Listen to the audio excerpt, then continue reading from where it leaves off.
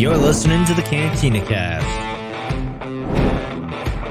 your home for thought-provoking Star Wars talk.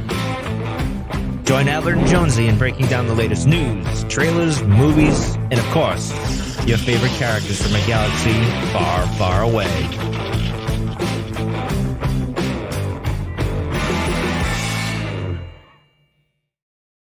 Hello, everyone, and welcome to the Cantina Cast. My name is Albert Padilla, and this is episode 396, The Book of Boba Fett, Chapter 1, Stranger in a Strange Land. It's hard to believe, but we are finally here. And by finally here, I mean it's been years, decades, since we've awaited some return of Boba Fett. For those of us that have been following the Legends material for all these years, it's always kind of been in the back of our minds, but it's never been canonized. And I guess it's today. It feels like it was yesterday, but it was today. Today's episode premiered, and we finally got some answers to questions that we had prior to The Mandalorian and questions that arise through The Mandalorian, which was kind of great to see. And speaking of great to see, I want to welcome to the show your friend and mine, Mr. Jonesy. Jonesy, welcome to this exciting, momentous occasion that we're finally going to get to break down the Book of Boba Fett. Yeah, it's pretty exciting. It feels like it's been a long time in waiting. So it's great to finally be here and be able to talk about it.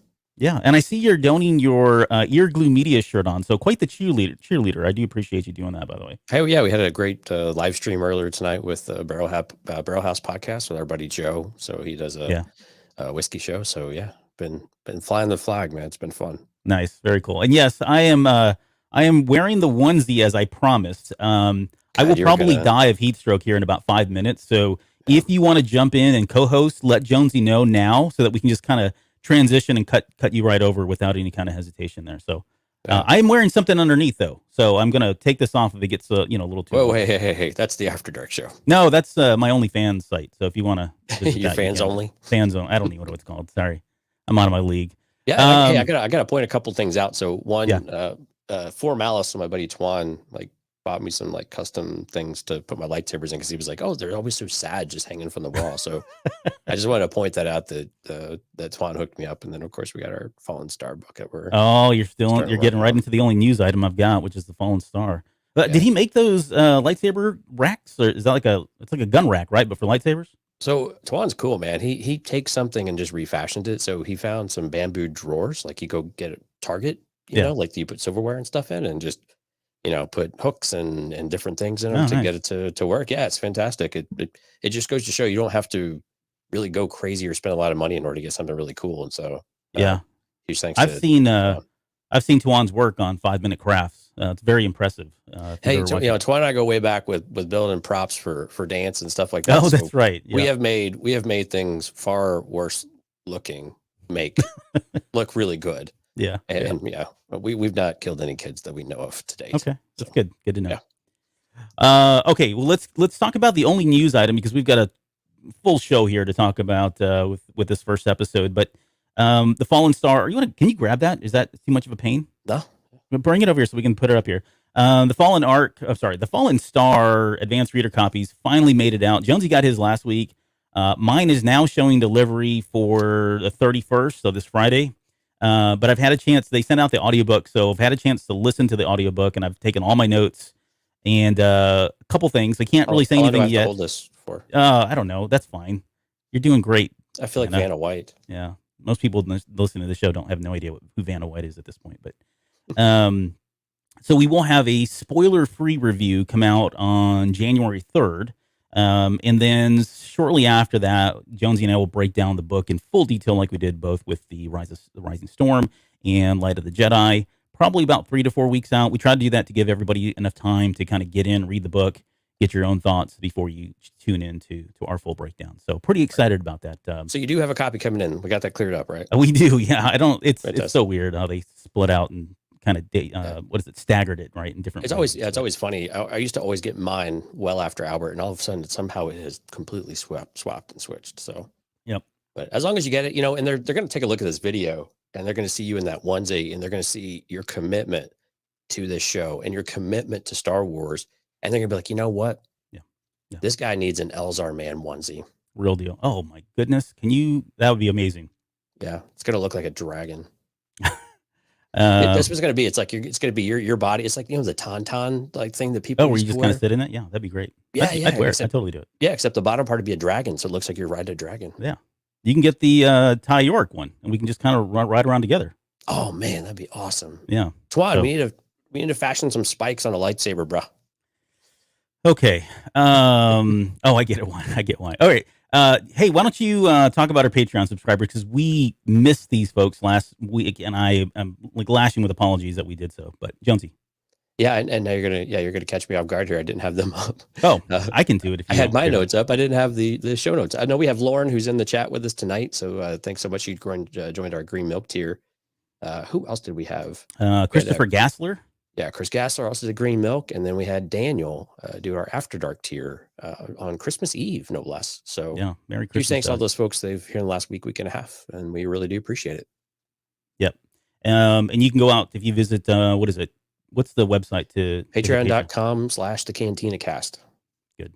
See, you have these things memorized. I do not. Right. Okay. We've only been doing this for a few years, man. We should Yeah. We should probably figure this out. All right. Well, let's get into the main show.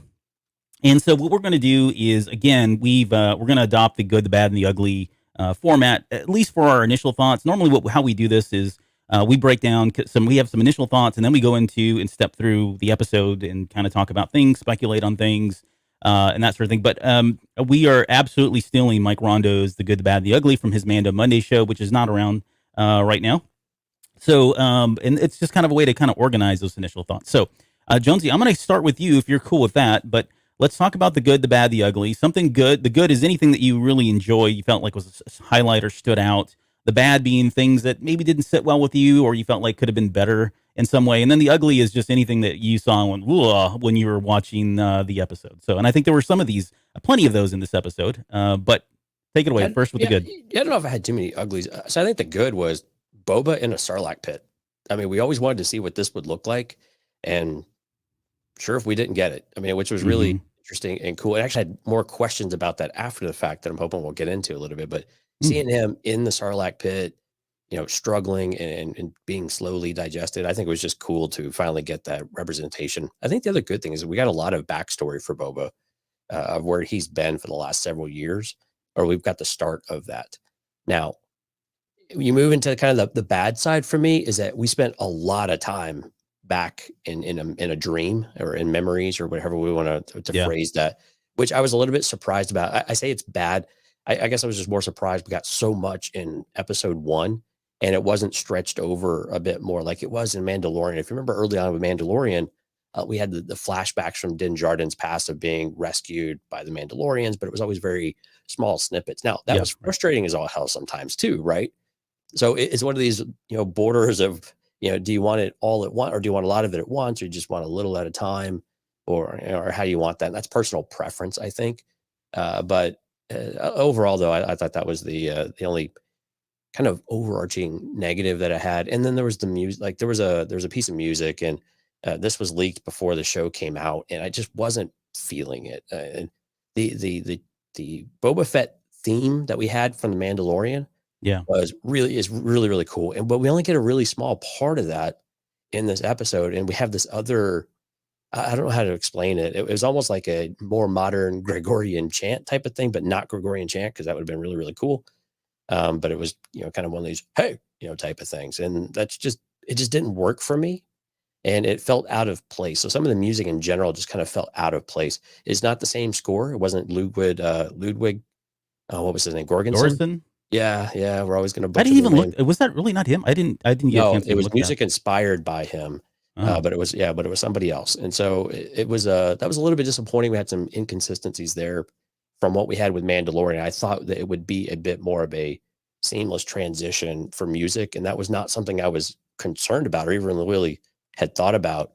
But to me, it was very apparent throughout the episode. There were some really good moments that I'm not gonna poop all over the soundtrack, but there were a couple that just really did feel like they were out of place. Yeah. So what about you? What's kind of your initial impressions? Oh boy, I've got a whole list here of things. So you're going to have to just bear with me for a few minutes. So first off, I would agree. Let me talk about the good. I thought we got a lot of answers, right? There was a lot of things that, again, coming off of Legends and then just the appearance of Book of Boba Fett or Boba Fett showing up in The Mandalorian.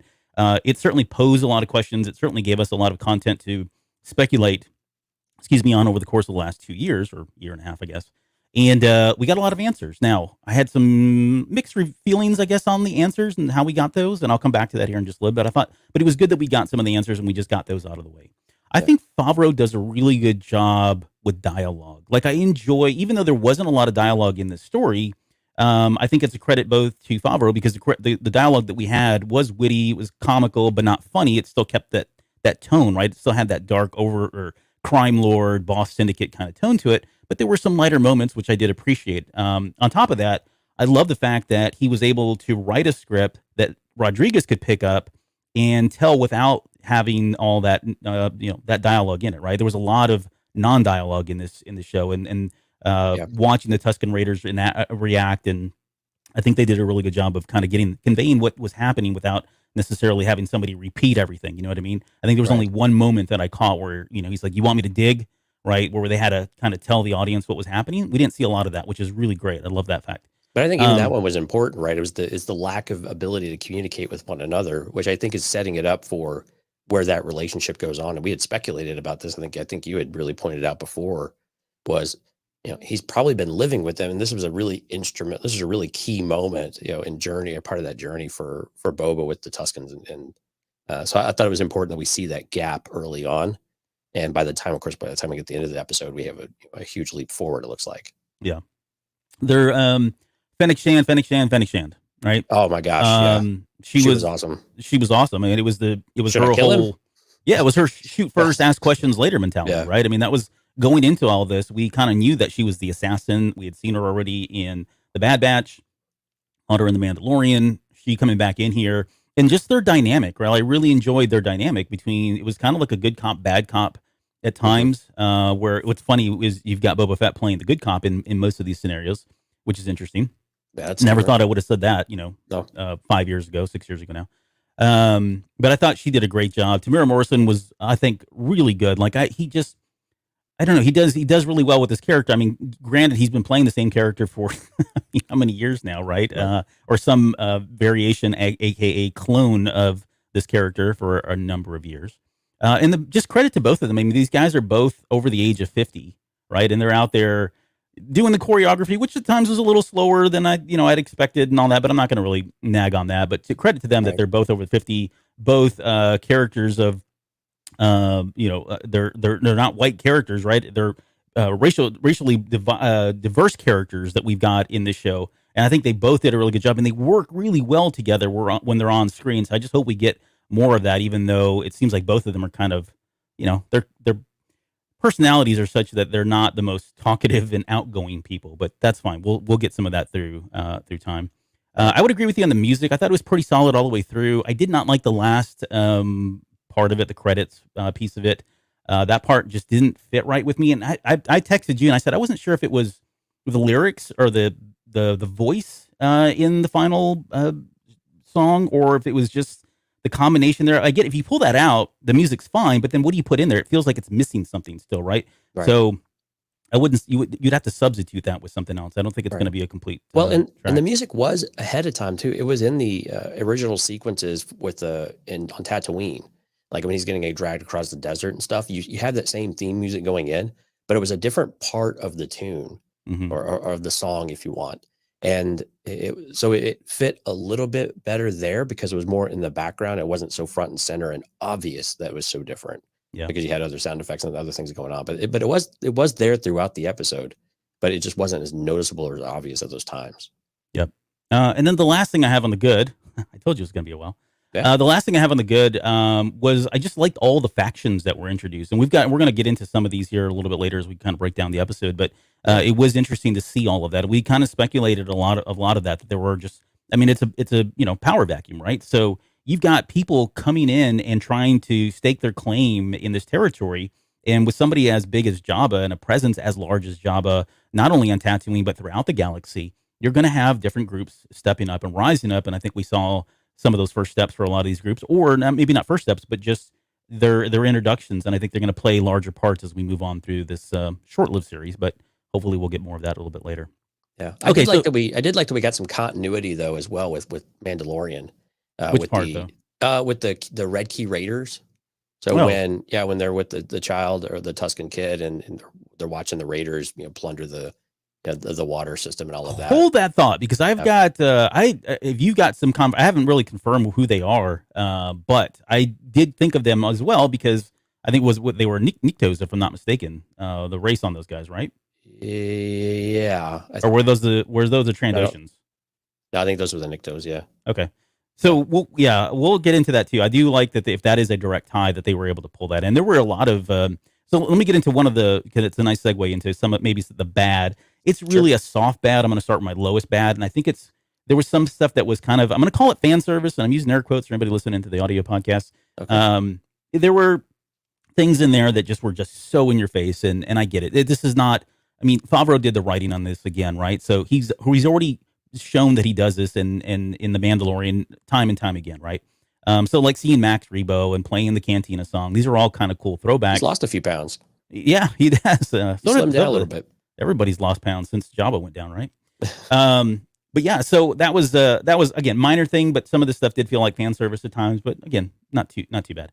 Okay, the writing decisions I think were something, and I've already talked about how good the writing was, but the way he broke up the number of flashbacks mixed with the number of present time, or I guess the amount of time that was spent on both, kind of to your point, I felt like it was a little heavy-handed, right, in the flashbacks. Yeah. And I would have preferred, like, if it were me, I think I would have preferred them having done a prologue episode. You know what I mean? Like a shorter, maybe 25 minutes episode where we just get his experience with the Tusken Raiders. Start off with that, have everybody, make the quick introduction into Boba Fett, get everybody caught up on where he is, right? Because we got to remember, a lot of people watching the show don't have any context of Boba Fett other than the fact that he showed up in The Mandalorian. They've got a lot of questions that need a lot of answers, and their last, the last known whereabouts for him was Return of the Jedi. So I get they've got to fill that gap, and we want them to fill that gap. Right. But I felt like it was just too heavy on for the balance wasn't there. Where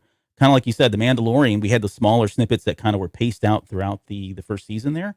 I just wish it would have been a little bit different. I would have rather have a small prologue and make it 9 episodes or whatever, rather than doing just. Well, let me ask you a question about that then. So the first dream sequence, I thought was fantastic. Even though it was a bit longer, I thought it was really good. Now, if he doesn't go back to the bacta tank and go directly into another dream, does that change your opinion of some of that to where it wouldn't have felt so heavy in that? Because that's the part I think that rubbed me the wrong way. It wasn't that we got a lot of it early on, because I think that was vital. I think we had to have some of that thing. To your point, you got to see where he's come from, where he's, what has brought, at least at the beginning part of this, how did he get out of the Sarlacc pit? Mm-hmm. So, okay, cool. We checked that box, doing great. But I think it's, he gets hurt and then he goes back to like right away, which was a little bit odd to me anyway. But then like immediately goes into a dream state and immediately starts going back to the flashbacks. I think that's the part that I would have been okay without, right? There's something else that could have taken place there, or why was it necessary? I'm still a bit confused why he went straight back into the bacta tank.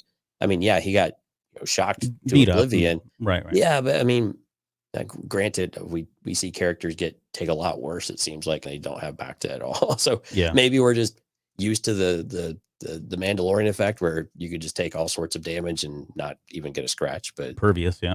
Well, exactly. I mean, so I think it's two things. One, I think it's just the fact that they're trying to show him that he is vulnerable. He's not as fit as he used to be, and I mean that physically in the sense that he's been partially digested. And obviously, we see him in the flashbacks, and he's really kind of beaten and digested, right? But even several years later, you feel like that's the case. Yeah, I think that's still the case. I don't know how long it takes for him to heal. Obviously, this back to because we see him in the Mandalorian, or we see him in the present time. He's still scarred, right? Sure. So I wonder if that is going to be a thing, that he's just not the same person. He never really truly recovered, and the back to very much like Vader, right? Vader would exhaust himself to the point where he'd have to go back and kind of recharge in a bacta tank. Kind of the same situation here, a similar situation for Boba Fett as well. Right. I think that's one part of it. I have a small theory on the bacta tank itself, and when we get to that, we'll talk a little bit about it. It's very minor, but I wonder if there's an added effect to the bacta as well. So I'll just kind of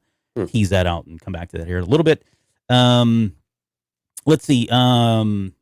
Here the other, I guess the other bad before we get to the ugly is I wish they'd shown the escape. Like I enjoyed the fact that we got to see Boba Fett finally get out of the Sarlacc pit, and I think when Right. he was in the Sarlacc pit, it was awesome. I was so there, but it felt like it just cut so quick to the Night of the Living Dead hand coming out of the ground, Right. and suddenly he was out. And I, I we got to see him do the flame, right? He used his flamethrower and presumably burned his way out or whatever else. But I would have liked to see that more. And that what bothers me the most, or I guess is what made me put this as a bad, is of all the people, of all the directors that you have, somebody that's going to go about and do something like gory like that, you would expect it to be Robert Rodriguez. This is where Right. he shines, right? He does really well with this kind of thing. And it almost feels like it was pulled back. And I don't know if that was because it was going to be too gory, right? Maybe it was going to be too over the top. Maybe it was just a timing thing, a budget thing, but it was just a quick shot from really cool interior. Suddenly his hands up, and then he's just kind of laying there. We got to see the Sarlacc pit wasn't fighting and all that stuff. And I don't know. It just, that kind of fell short for me. So I guess I was expecting more, but again, that's my own headcanon and not necessarily, what Rodriguez Well, was trying to can we do. spend a few minutes on that? Yeah, Is that all right? absolutely. Yeah. Yeah. So I think a few things. So as one, I completely agree with you. I wish like the Sarlacc was dead. Like if you look in the background, like the tentacles are laying on the Yeah, sand. It's yeah, not moving. no movement, right? So did Boba kill it, or did it die in the wreckage? Because I mean the wreckage was right there, so maybe it swallowed wreckage. And then why was there a stormtrooper in there anyway? But it was just odd how he came out of it without any real theatrics. And I'm exactly right there with you. And actually, this really didn't feel like a Robert Rodriguez directed episode to me. Did it feel like one to you? So I would I mean, agree. there's There were moments, but moments, exactly. There are moments. There are certain, again, there are shots that he does that were in this. But yeah, I'm with yeah, you. like the looking up into the Looking up, he had that frame. the aerial view when the guards were all those in the street fight. You know what I mean? Yeah. But go on. Sorry. Yeah, no, I mean, no, it didn't feel as, I mean, when I compare it to what the episode where Boba was reintroduced, for the tragedy in Mandalorian, it just it felt very different. It almost was like it was a different person. And then I also wanted to call out, so Risk Bayless in the chat said CGI was horrid. Now, I don't know that I go that far that it was horrid, but I will say this, the Sands of Tatooine and some of that were you could definitely tell they were using the Halo Screen. thing. Yeah. Yep. And Because it was very dull and very Mhm. flat. Yep. And the environment just didn't seem very dynamic. And it Right. seemed like they were indoors, right? When they're digging in the sand and stuff, it just feels like they're inside and that they've just got lighting around them. And I did notice that as well. So I thought it was really worth pointing out. While I don't have that severe of a reaction to it, I totally get where he's coming from. And I think it's valid criticism on that front. Yeah. Yeah. Well, we'll come to that. There's another scene that I think it was kind of where it was really exposed in not in a good way a little bit later. Okay. So we'll definitely come back to that. A lot of people in the chat tonight. So thank you guys for being here. Oh my gosh. Yeah. We got lots of people and lots of friendly faces, family and friends. BDN8183 says, I think the flamethrower killed the Sarlacc from the inside. I mean, I think if you're going to get your way out of a Sarlacc pit, fire from the inside is probably a good way to go, right? I just wish they would have shown that, right? Or at seen, exactly. That would have been cool. Yeah. Yeah. That's all. That's all I'm saying. So again, that's a minor, what do you call it? Bad for me. So, and then what was the other one I had on here? Oh, the ending. We'll get to the ending when we get to the ending. How about that? Okay. But I've got some feedback there. All right. Give me your ugly, or did you give me your ugly already? Was there anything that you felt was ugly? No, I mean, some of the things we're talking about kind of border on that bad to ugly. Like I said, I didn't really have anything that was really terribly bad. Like, okay, there were I've just got things that were, I think, more perfect. Oh, so what's the ugly for you? So the ugly for me, you'll inspire me here. So the inside of the Sarlacc pit was absolutely horrible. Like, well, yeah. It's like being caught in a roast beef sandwich, right? It was just like there was just meat hanging everywhere. You know what I mean? Like tripas or whatever. If you eat that stuff, it was just really disgusting. I thought that was pretty gross. Boba Fett's face pre-Bacta is pretty nasty looking. He looked like Clone 99. You remember Clone 99 that had the kind of willowing face there from the Clone Wars series? Mm-hmm. Yep. He looked a lot like him, which would make sense since he's a clone of him. And then the smelling worms that they had where he like squishes that worm gut stuff right into his mouth to kind of wake him up, like smelling salt type thing. That was pretty disgusting too. So those are my three. I thought it was like some sort of like just trying to give him fluids or something. Oh, I don't know. Maybe. Maybe he just has a thing for bugs and realized that, holy crap, they're putting bug guts in my mouth. I better wake up, kind of thing. I don't know. But yeah, those are my three ugly moments. Okay. Okay, so you were very literal in the ugly part. Yes. No. And that's what I'm going to be doing here. The ugly stuff. And fantastically ugly, by the way. That was perfect. The Sarlacc, actually, the design of the Sarlacc pit and the way they did the interior, I was really nervous to actually see how this would turn out. And oh yeah, T-Flu, look at that. Terrence is joining us. Good to see you, bub. Yeah, so I was really nervous to see what they would actually do with this if we got the interior of a Sarlacc. And I was very relieved with the way they went about it. Now it was dark, it was difficult to see, it was a lot of goopy and gurgling noises and everything else, but that was absolutely perfect of what they had. And I like the idea that the slow digestion, you start to see little things of it.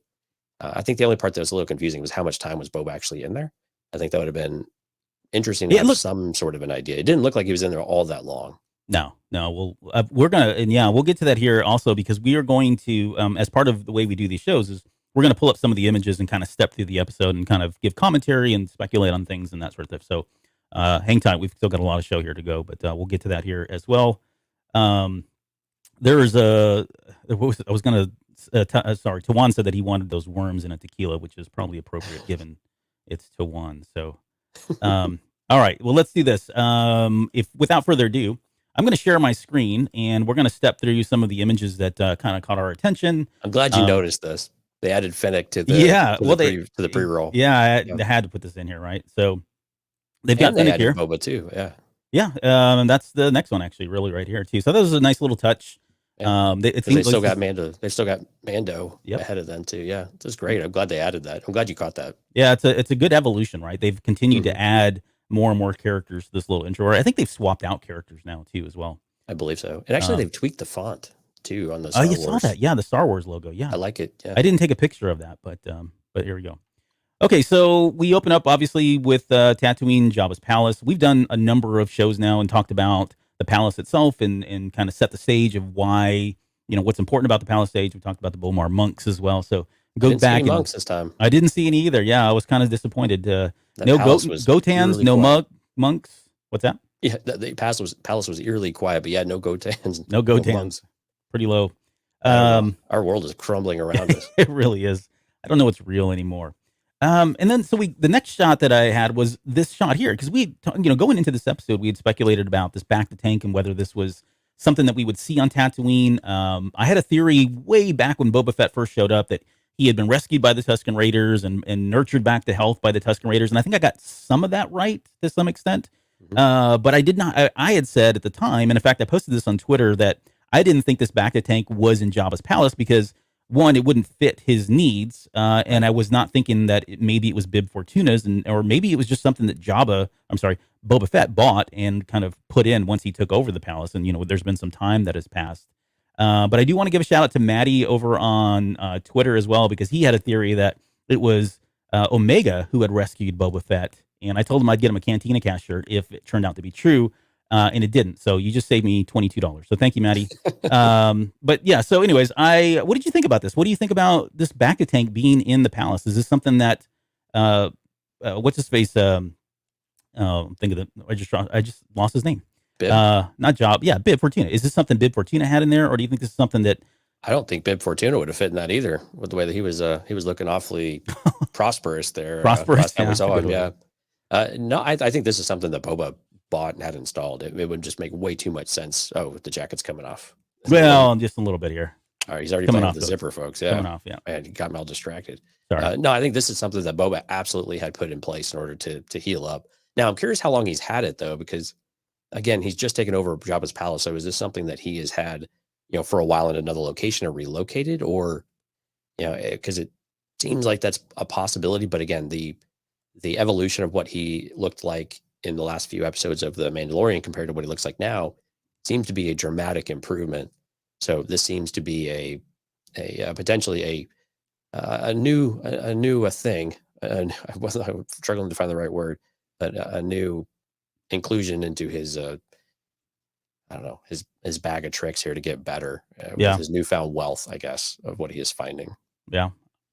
There's and the quick theory, and since we're already kind of here, the one theory that I had is as I was getting the flashbacks and he's kind of going through it, he makes that comment about the flashbacks are back, and I know I'm skipping Yeah, the ahead. dreams are back. Yeah, Yeah. it says the dreams are back, which already makes me think, okay, so when did he have them? You know, what started them over again, or what started them up again? Is there something there that is going to play into the storyline at some point? But then the more I started thinking about it too, I wonder, you know, we've never really discussed Bacta in great detail. It's always been out there. We've talked about it on a number of shows in the past. But do you think there's any chance that Bacta has a way to not only heal somebody physically, but maybe mentally or emotionally? And that's why, and again, we're going to get to something at the very end about the feedback that this show has gotten already about Boba Fett being a little bit softer and not the cruel criminal or the guy that we all kind of knew or thought we knew. And I'm starting to wonder if maybe there was some, you know, because overexposure to the Bacta is starting to kind of, you know, heal him mentally and make him right and make him not so irrational and not angry all the time. He's got every reason to be angry if you watch the Clone Wars and, you know, that, you know, getting your dad's head cut off is kind of a big deal as well, I guess. But, you know, he's got a lot of emotional baggage. Do you think there's any chance there that the Bacta's doing anything for them? No. Okay. We're going to move on to right. So I think with the Bacta, I think the way I've always interpreted it is that you have to be in something of a meditative state. And I thought there were, and maybe this isn't canon, maybe this is legends, but I thought that, so Jedi would have to go into more of a meditative trance, but I thought others had to basically be put into almost like a bit of a medically induced coma of sorts when they're in it in order to just get them to calm down and not freak out. Cause I guess some people, if you're submerged underwater and you can't see or anything like that, you know, you're probably going to panic a little bit. So I always viewed it that way, that it was more of you had to be in more trance-like meditative state in order to, you know, to really, you know, enjoy the benefits of it or to be able to tolerate it for an extended period of time. Yeah. And yeah, Lauren makes a great point. Yeah, it's like a sensory deprivation tank, you know, and it's something that blocks things out. But again, I think you probably end up falling asleep or you go into this deep meditation type of thing, and your mind starts to wander a bit. And why the dreams come out, because he's just got a lot of time to, you know, to sit there and think, I guess. But also, I mean, it's usually with trauma like that, it's something around, like there's something triggering in the change that's going on, right? And so he's probably triggering some of these things that are going around that have, you know, that have evolved and where he has been and where he's at now and what it's taken him to get there.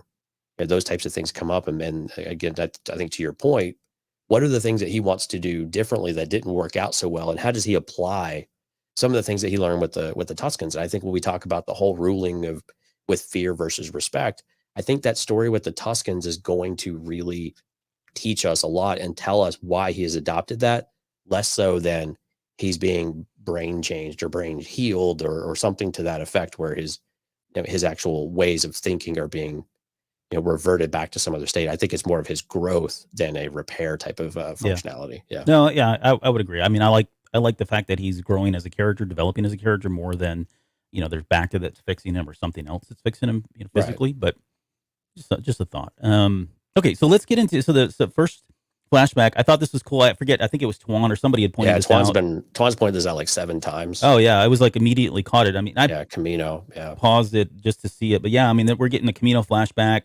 Camino flashback with Slave One still docked there, so you can kind of see it there in the top left-hand corner, which is really cool. We had this father-son moment right here where he's lost his dad's head. So yeah, I mean, again, pretty traumatic. Albie's in the chat, man. You might want to rephrase. Oh yeah, I know. Yeah, exactly. But yeah, we got this little moment here where dad's looking at him, which is kind of traumatic again. So I mean, he's got, you know, good memories, I guess. Maybe that one's a good memory. He's got some really bad memories. And then he's obviously going to have the other ones as well here just in a little bit. Here's where we get into the Sarlacc pit.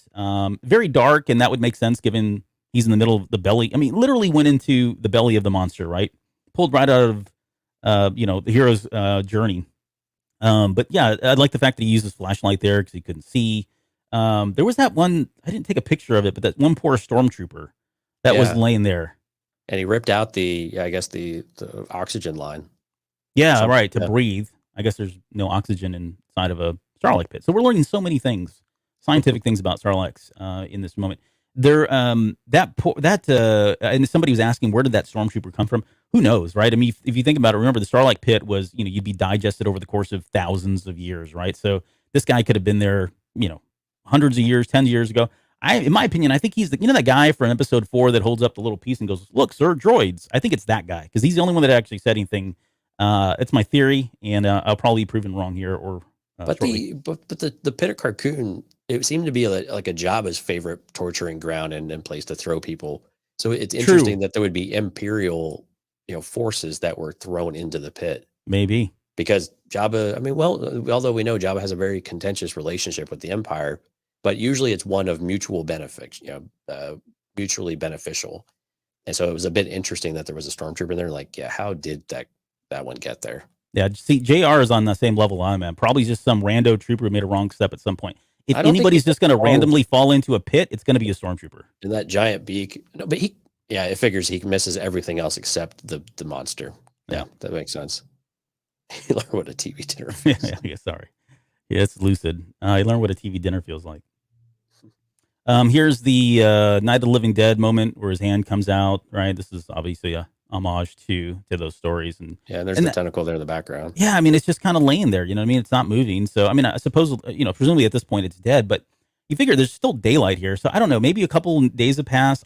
In my thoughts, it's only been hours because we're going to get to a picture here in just a minute where we see that this hand crawler roll up. And you can still see the smoke emanating from the wreckage, right? So that tells me it hasn't been very long. I mean, yeah, smoke can burn for a while, but I mean, really, it wasn't a whole lot. I mean, there's a thin coating of sand and everything around it. So, I mean, it's potentially very likely that the explosions and the debris were consumed by the by the Sarlacc, and that ended up being the end of it. Yeah. Here's where we got it. I know it's a little dark to see, so I apologize, but you can kind of see the smoke that's kind of coming off the wreckage here. Yeah, I couldn't tell if that was smoke or if it was just digital, like pixelation on the image. Yeah, but interesting. Yeah, I didn't see it as smoke before. That would be interesting if it was. Sorry, not to harp on the subject, but you know how much I hate the fact that none of the Imperial bases have guardrails. Now in my head, there is some kind of Imperial ship, skiff, land speeder thing, and somebody standing on there, and they didn't put any kind of handrails or guardrails on this thing, and that stormtrooper probably fell over. And I've said it again, they've got a major OSHA issue on the Death Star and all of the Republic bases Galactic Empire bases. So that's but the huts with the skiffs, they had them, but they were really, really low, so they were really easy to trip over them and into a pit. Okay, that's probably. I mean, you just can't win with these guys. There's here's where the Jawas come in. Let's get the armor. Yeah. This is a great moment. One, I love the fact that the Jawas are just jerks, right? I mean, they're absolute jerks. I did not see them being violent though, in that kind of way. I mean, them shooting a droid, and shocking a droid makes a lot of sense, but them actually attacking a human seems unlike anything we've seen from the Jawas really before. Well, yes and no, but you remember, I mean, okay, granted, when Mando was scaling the side of their sandcrawler, right? They were in defense mode. Right? I'll give them that. But they were pitching whatever they could, rocks, children, whatever they were throwing at him in that episode to get him off the side of the wall. And beat the guy in the face with it that was clearly suffering. Yeah, man, jerks. Yeah, but this corroborates at least Cobb Vanth's story, right? He in The Mandalorian mentions that it was Jawas that he got the armor from. So. We know that was true. Not that there was any doubt, I think, for us, because I think they obviously pulled that directly from what is it? Not Empire's End. Which one was that one? Aftermath book, right? The Aftermath novel, or that whole trilogy. They pulled that story right out of there. So, but it was good to kind of see that confirmed. Why are the Tuscans not in single file in this picture? Well, I don't know. That whole single file thing is such a weird theory, or like a weird thing. Like, I get you can hide your numbers in a single file, but if you did side by side and walked in a single file, then you just have, that there's at least two, right? But that's another story for another day. The Tusken Raiders do find Mando, so I think not Mando. I gotta keep saying that, Boba Fett. And they're hauling him off here, dragging him through the sands. I mean, literally dragging him through the sands here. So now I mean, they're not. File. They now are at single file. That's very important to you. I get that. It is. Okay? We'll come back to the sand. We want to come back to the Sand People in a little bit because I think one of the things that this episode did a really good job of is continuing to expand upon this the thinking that the Sand People really aren't savages. They can be savages, or they can be savage in the way they approach certain things. But what we got from the Mandalorian that I'm really excited about, or was excited about, and continue to be excited about, was the fact that they are more than that, right? They're deeper than that, and they're just maybe misunderstood. Oh, well, I know somebody else that along with Boba and this Rhodian that probably thinks a little bit differently. Yeah, I know what you're saying. Yeah, her name was Shmi. Yeah. Well, which actually was but do you believe Smee? Is she a trustworthy character? I don't think so, Jonesy. Yeah, I know she was very sketchy. She did not look trustworthy at all. But what I did like is that we did get we do have a bit of a look into what Shmi's capture and presumably torture looked like, though.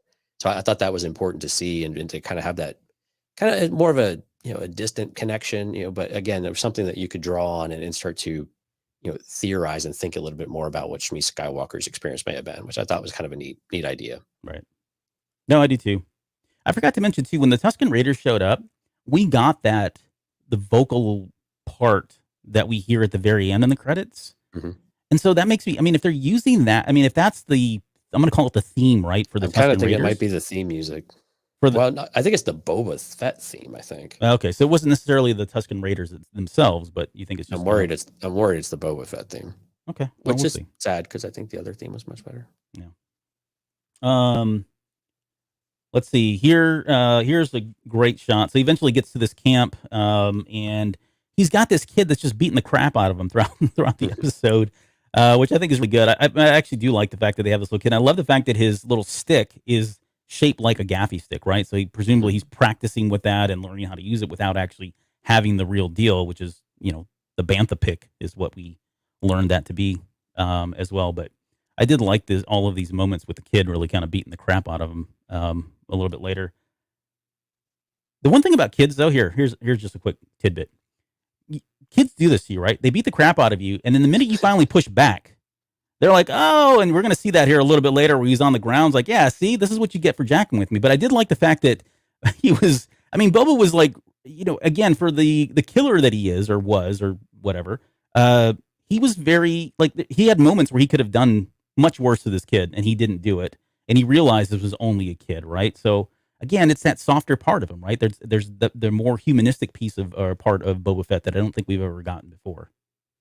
Are you reading too much into that? I just you don't. Can say yes. I do a lot. Well, a little bit. I don't think he's ever been one to kill children. I've never really seen that. I think Boba's always been a character of one that if you mess with him and you get in his way, you'll feel his wrath. But if you're just kind of in the way or passing by or something like that, he's not necessarily going to spend his time and waste it on you. Yeah. And this kid's not a threat, clearly. And by doing something to the kid, he's going to incite the whole camp. He can't quite get away from any of that.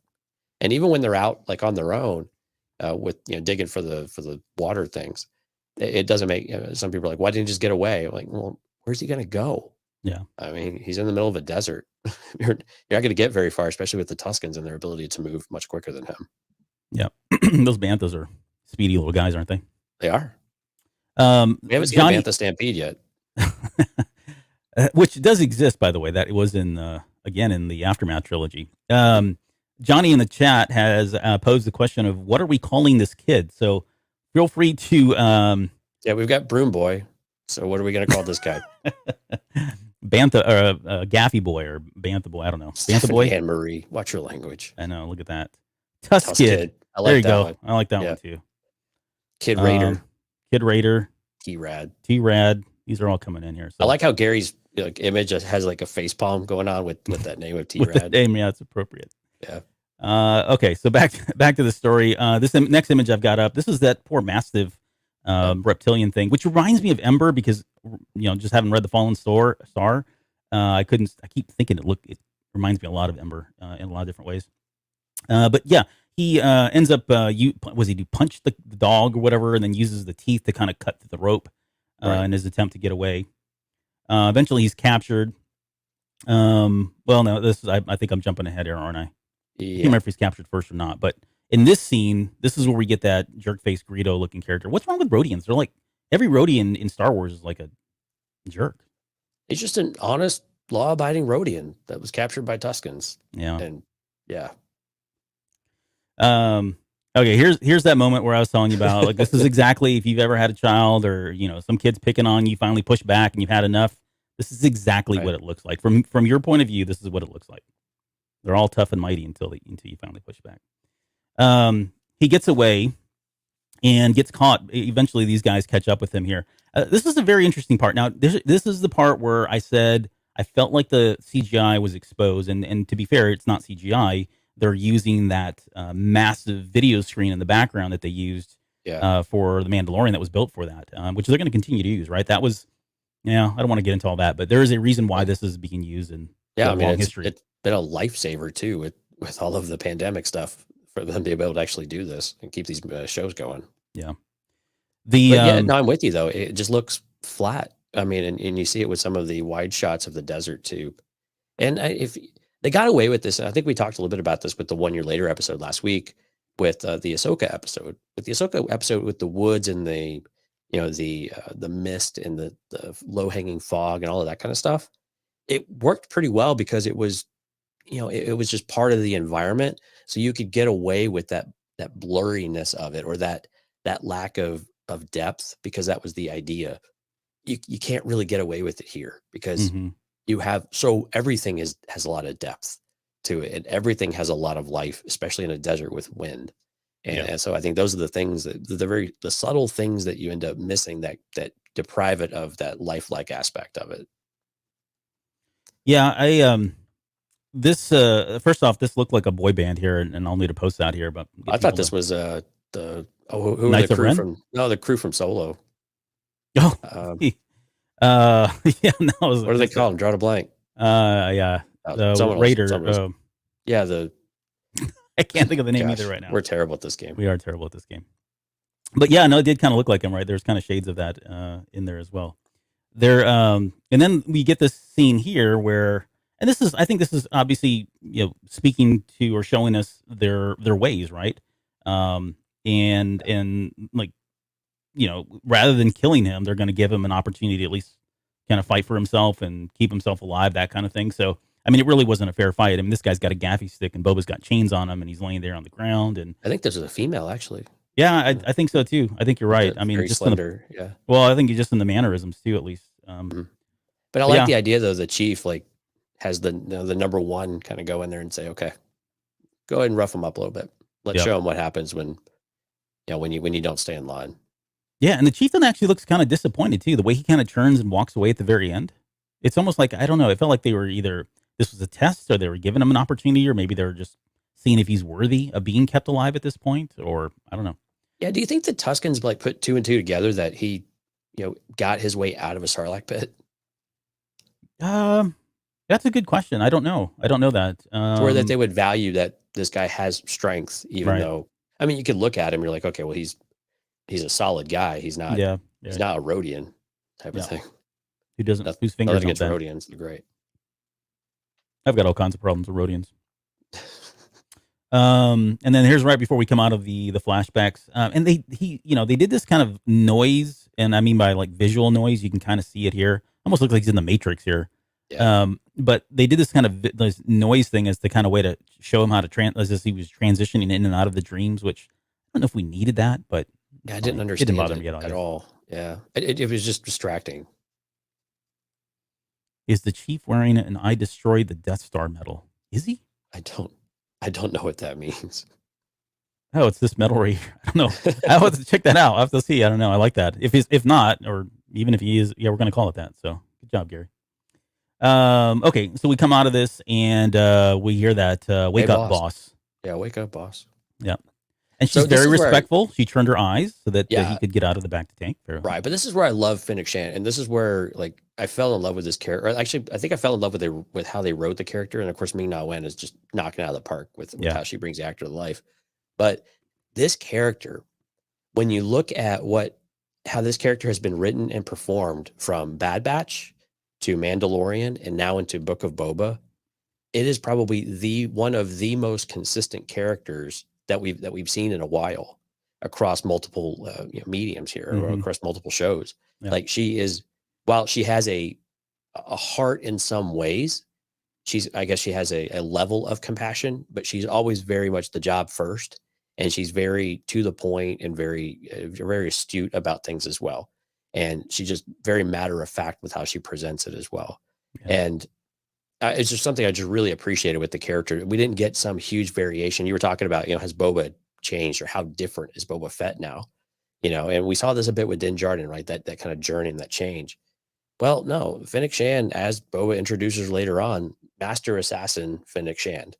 And she is still very much Master Assassin, Fennec Shand. She doesn't have any, love lost for anybody, and she doesn't have any, she's not pining for anybody or any way of life or anything. She's she's in it for the money, fortune and glory, kid. Yeah. Well, and So at this part, I really I think like part of that it we is, got that.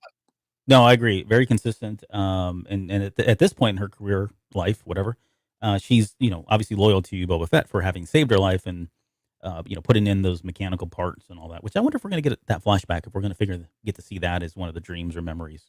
That would be kind of cool. But so one of the things I want to ask you though, so we were talking about, the dreams are back. Does Fennec even care? and the way that Boba says it, are they friends?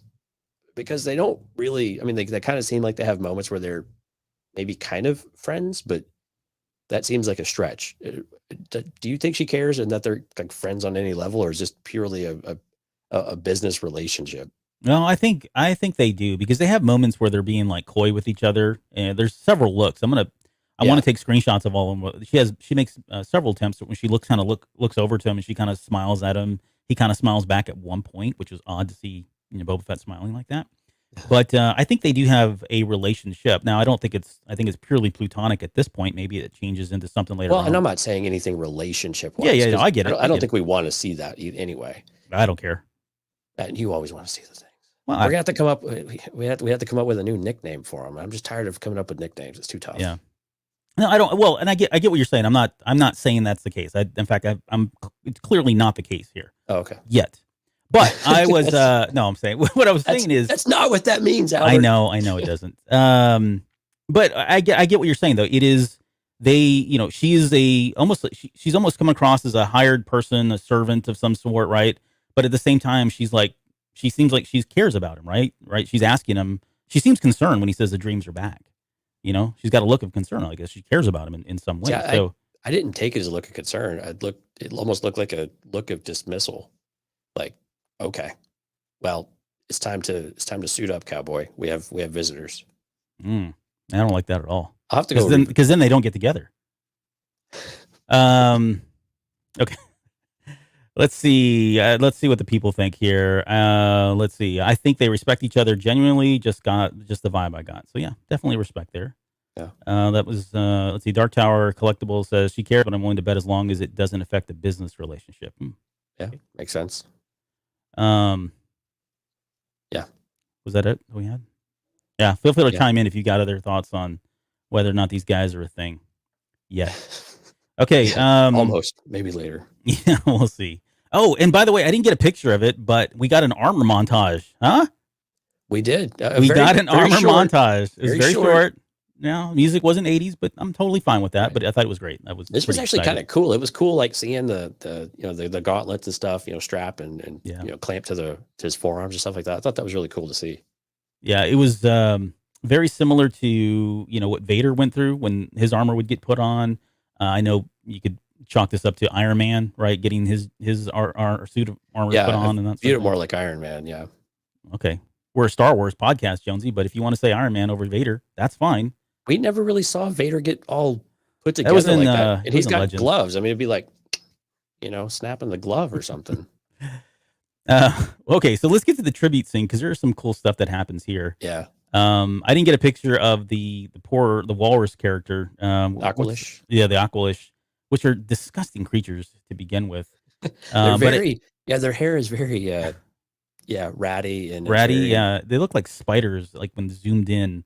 1,000 magnification levels. They look like Ron Howard's brother in Solo. Oh yeah. What was his name? Or Ron Howard's brother in anything. Right. Yeah. Malika, or I can't remember what his name was, but yeah. I did like this line here, and this is where I felt like the dialogue again with what little dialogue we got. I enjoyed the. Did you catch any of that?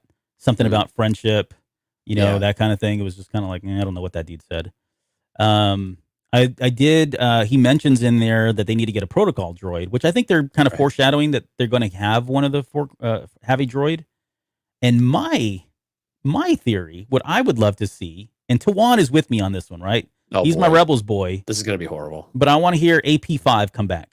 AP5 needs to be the protocol droid that comes back for this episode. And if you've not seen Rebels and seen AP5, you either love him or you hate him. But I absolutely love him. So but in all seriousness, are we gonna what are we gonna get for a protocol droid? Do you care? Or do you know? Do you I really do not care at all. But it's a protocol droid. I'm sorry. Yeah, I know. So what do you think is the term daimyo? Is that a new term for us? I don't recall hearing anywhere, but what do you think of that? The title of a daimyo? Yeah, I don't remember if that's is that an actual term? It is in Star Wars. It was capitalized. Whoa, okay. Yeah. DAIMYO. Yeah. I thought it was a real term though in real life, meaning like overlord, like an overlord or a crime lord of some sort. Warlord, I think is the term I was trying to think of. But yeah, it does sound like there are other warlords out there, right? In feudal Japan, one of the great lords who were vassals of the shogun. There you go. So yeah, I think they exist out there. I think there's plenty of them that have probably come, have risen here. What this is in present day, we're at 5 years past the events of Return of the Jedi. Right. So yeah, I would expect in 5 years' time, a number of groups have stepped up and warlords have assumed power or came into power in some way. So I think that's all going to play out. I think we kind of talked about that, right? There's going to be a power struggle here, and he's got some pretty big shoes to fill. So yeah. I love that the Trandoshans brought a Wookiee pelt, though. I know, isn't that just the most horrible thing? It's so perfect though, because I hate the Wookiees. Yeah, and it's something that Boba's always had Wookiee braids and stuff on his outfit, although they're missing these days. So yeah, maybe they were digested first. Oh, that's right. They didn't survive the flames that he was excruciating. Okay. There's let's see. Oh, we get the mayor showing up, right? This major domo that shows up, or the mayor was supposed to show up, however, he did not. Right. And he sends his major domo instead, which is this dude here. And I forget this actor's name. I think he's an improv actor. Yeah. But I thought he did a really good job. Like super creepy sales guy, slimy, can't trust him. Which, we had that line in there from Fennec saying, "I keep my eye on everyone." Right. But what do you think about his character? I think they're setting up a lot of things here. Yeah, I mean, definitely we're gonna have a rub with the local authority in Mos Espa. It sounds like, or a power struggle.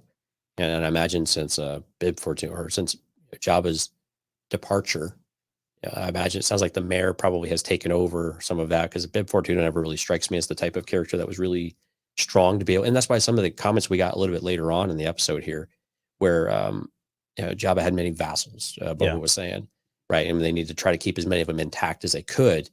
But I think, and this is going to be one of those that's a challenge, because it sounds like the mayor has had his own influence, and they of course they foreshadowed the battle, a little bit later on, where he's like, you should expect that, you're going to receive another emissary, basically, right? And sure enough, he's attacked in the square. Him and Fennec are attacked in the square, and presumably that's coming from the mayor. Yeah, I took that. Yeah, I took that as well. Like, either when he says that you're going to have another visit, I thought there would be the worst case is they come attack him at the temple, which I thought would be really cool. Like, seeing Jabba's defenses or what defenses are in the temple itself. Yeah, you never attack a fortress like that, but yeah. That would have been foolish and hilarious and awesome to see. Well, Luke did it, but he did it from the inside. It's very true.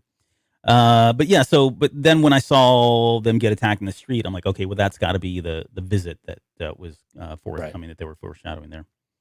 But yeah, I think this kind of plays into that theory that we had about the Ithorian that's sitting on that throne. I do truly think that is the mayor now of that this guy was representing here. So more to come there a little bit later. And then we got the two orcs, which I don't know if I got. Yeah, I got a picture. They're not orcs, man. Oh, wrong sorry, franchise. not orcs. Yeah, wrong franchise, not orcs. No, kidding. The Gamorrean guards, or as I like to call them, Bebop and Rocksteady, because I couldn't. Did they give these guys names? There's going to be another. No. There's another Teenage Mutant Ninja Turtle reference here a little bit later, so just spoiler alert. They didn't give them names, did they? Do you think we're going to get their names, or do you care? I know you don't care. Well, no, they're just hired guns, so they're nameless. So as long as they're loyal, but they're expendable. So no, they don't get names. They don't get Unless we're going to make a toy out of them. Then we'll give them a name. then they'll get names, right? Fennec Shan thinks this is a bad idea to bring them on. Yeah, that was an interesting comment. What'd you make of that? I don't know. So like later on in the episode, I think they proved that it was a good idea, right? They're the ones that actually pick up Boba Fett and bring him and slam him back into the back of the tank. So from that perspective, I think that was a good idea, and I think maybe that's all we get from that. But at the same time, I wonder if one, if not both of them, turn on him at some point, right? I don't know. It's hard to say at this point. Shrek 1 and 2 is another good name. I like that. Stephanie likes orcs. I think it's fine. You can call them orcs. They look like orcs. And then you got Markion Rowe there in the back. You see that? Yeah, I saw that. The eye. I'm going to Photoshop Markion Rowe's head on that one. Or was it Captain Ithaca or Captain Akar, whatever his name is? The other guy with the red helmet and the single eye. Oh, yeah, from Force Awakens. Force Awakens, yep. I didn't know his name. So kudos to you. Captain Atharo? Yeah, whatever. All right. In Mos Espa, we did, I don't know, did we get this right? Did you call it Mos Espa? We said like 8 different towns, so we got ahead. Yeah, of course we got it right. Hell yeah. So got this. Mos Espa. No, Mos Espa looks huge, man. I mean, there's a lot to this place. It's a really cool looking design. I like this inset, like into this canyon. Yep.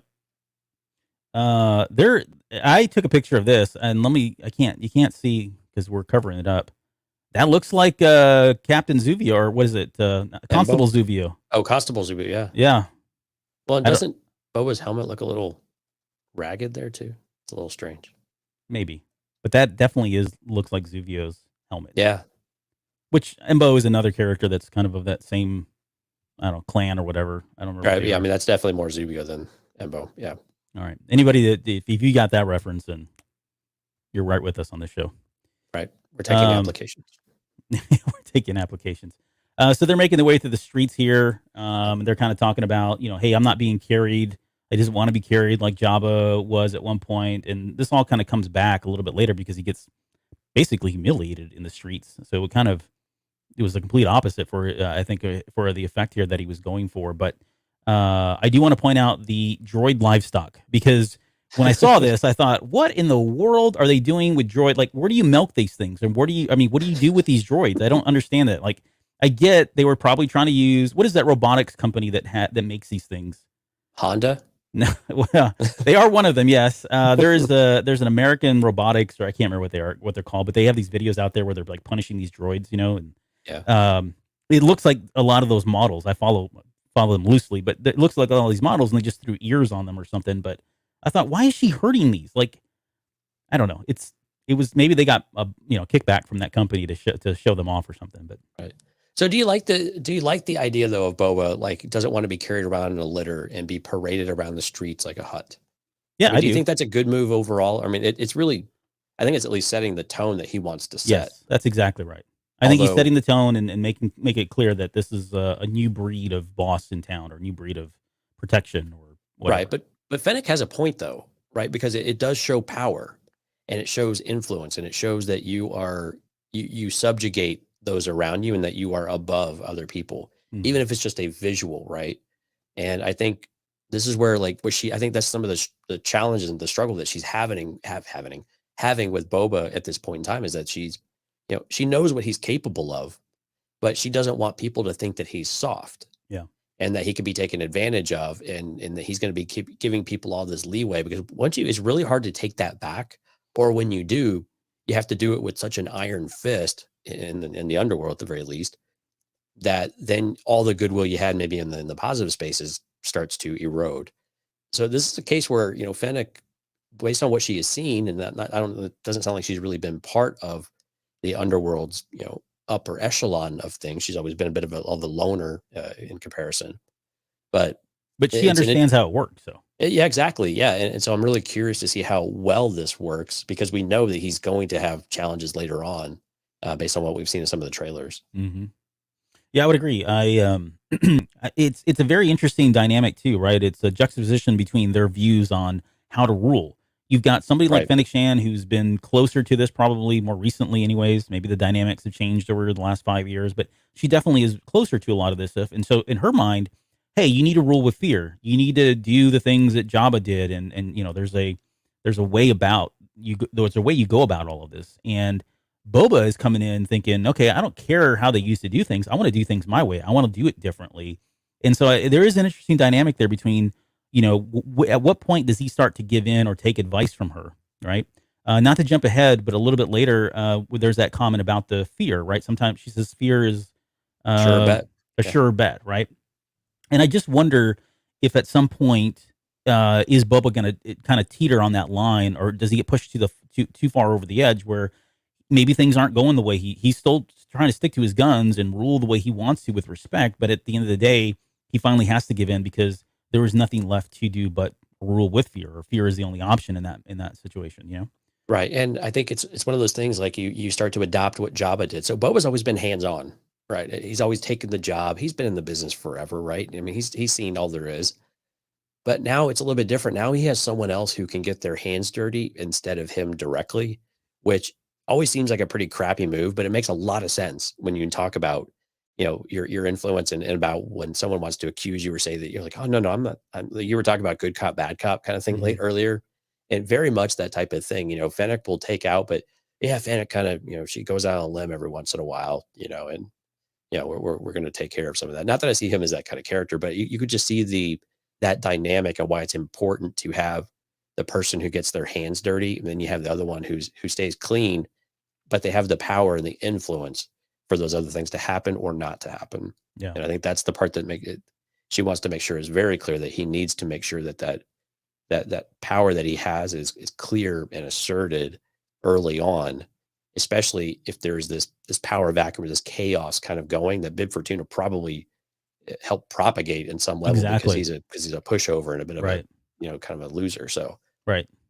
I think he's given ground to some of these other groups, and they're trying to get that back before it spins out of control, or these other groups get too big where they're mountains to climb at that point. Well, especially with the mayor's major domo, I mean, he basically just excused him, and Fennec was the one who had to basically say, he's going to give you the gift, like when he wanted tribute instead, right? Yeah. Turn the tables. Yeah, we kind of skipped over that. I mean, it was a really important part. It was like, he's not giving tribute. He's actually there to collect. And that, again, that shows you the power shift that's trying to take place at this point. But I think it was also important that she was the one that came up with, he's giving you the gift of leaving unmolested, which I just thought was a great way of putting it. Yeah. And he's like, oh, apologies. Yeah. Yeah. And what was it, like gratitude or whatever it was? Yeah. I think that is going to, we talked about who was going to be the antagonist to Boba Fett in the series. And right now, I would say all bets point to the mayor, right? And the amount of power that he has and still wants. Especially inside of Mos Espa. Yeah. Yeah. Right. Which is a really large town compared to, I think, what we had originally thought in Legends and that sort of thing. So, well, definitely what we saw of Mos Eisley, right? Yep. I mean, Mos Pelgo's not exactly doing great these days.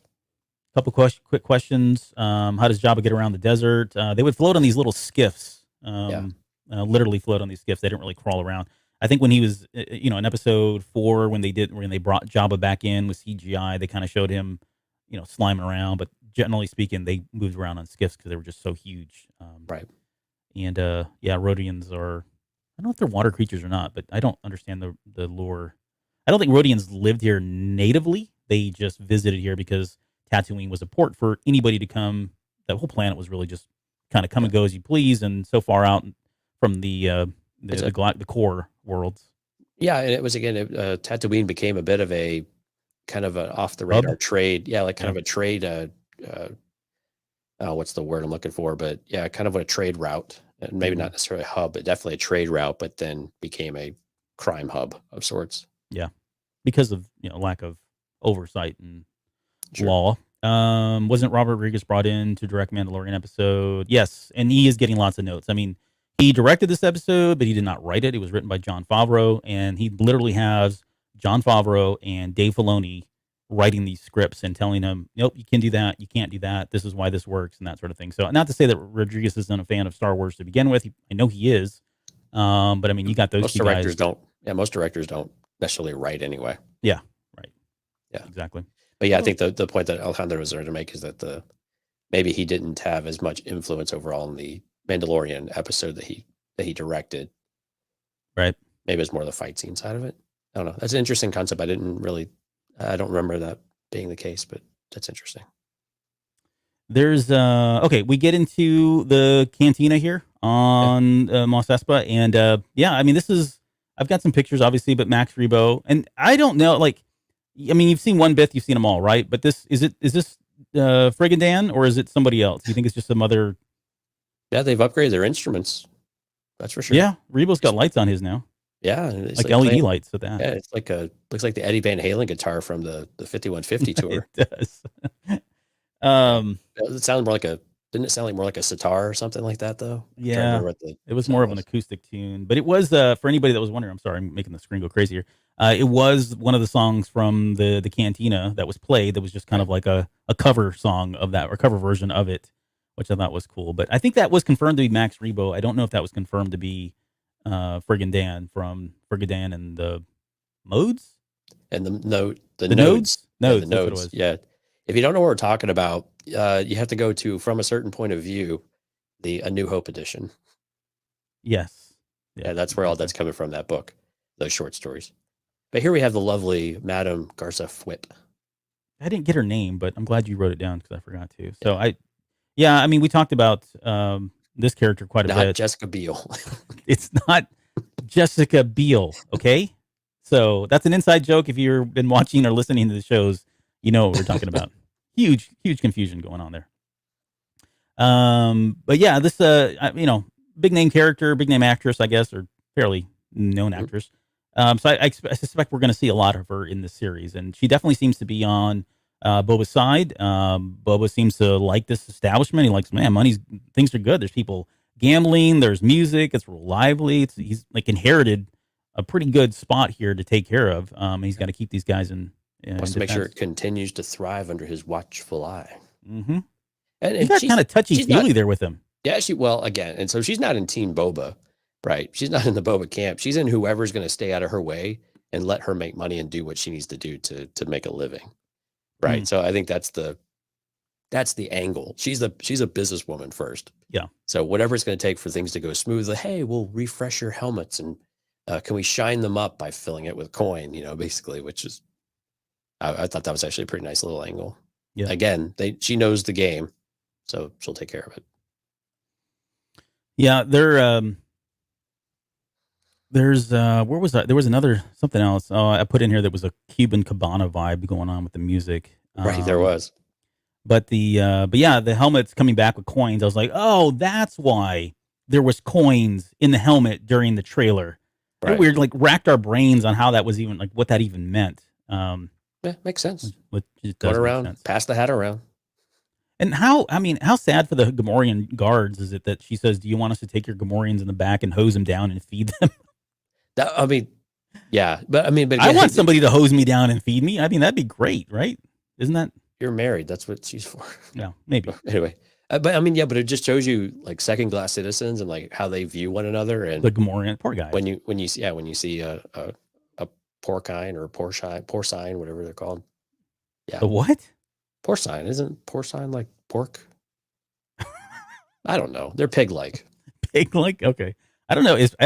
Sure. I'll take your word for it. I didn't know what porcine was. English but it is easy. So. It's a classy joint, right? They want to hose them down first, right? So. Yeah, right. And then we get that whole exchange about him wanting to walk on his own 2 feet. I thought that was a good line there. I liked her line about yours looks shinier than mine. But this is the look I was telling you about where they're kind of smirking at each other and smiling. Well, yeah, they're having a good. Yeah, like, hey, this isn't so bad. Yeah, I mean, they're having a good time. Go around and collect money. Yeah, pretty good time here. Yeah, I don't know what Jabba was bitching about all these years. This is easy. I did like they called him Lord Fett too. There's just something about that ring to it, right? Lord Fett, which I thought was kind of cool. And they adopt it really quickly. I mean, the people that know the game because they step right in really quick, and they just go right. Of course, they've been through this before. They know the game. There's a small comment when they come out. This is where they make the exchange right before this scene here, where they're talking about the ruling with fear. Sometimes is a better option. There's also he makes a comment about the Empire, and saying that he wants to keep the Empire of Jabba still intact. Yeah. So I think that kind of speaks to what we were talking about earlier about Bib Fortuna letting things kind of slip, and they're starting to lose their grasp, or maybe lose the amount of control that Jabba had. So It's all going to play into that power struggle that we're going to see here. Okay, so we get this this scene here, right, where they get surrounded by these guys. I'm calling them the Foot Clan because that's what they look like. That's the other Teenage Mutant Ninja Turtle reference I said was going to be coming here. They look like Foot Clan soldiers to me. Yeah, they kind of do. You're right. So, yep, there you go. But they've got these shields. These look like portable ray shields to me. They really do. Yeah. I mean, they seem impenetrable. They hurt, right? We had that one shot where that one guy falls on it. One of the gets thrown on. I think Fennec tosses him into one. And he sits there and gets kind of electrocuted or whatever. But I thought, what did you think about this fight scene itself? Just the choreography and overall. Honestly, little lackluster. Not quite the fight scene that I think we were expecting from Robert Rodriguez. To be honest with you, I thought it was okay though. I like the after, like the more of the chase scene with Fennec. I thought that was more enjoyable. I mean, the odds were kind of stacked against him. It was a lot of getting shocked with batons at different angles and above and around, and it just felt a little flat for me. Yeah. Do you think the intent was to capture or to kill here? That's a really good question. I think it was to kill. Well, I don't know. Why would you use stun batons then to do that? Yeah. Yeah, that's a good question. What do you think? I don't know. I ask the questions here. No, I think it was. I think they were trying to stun. I think there's probably a lot that could they could do with capturing somebody like him.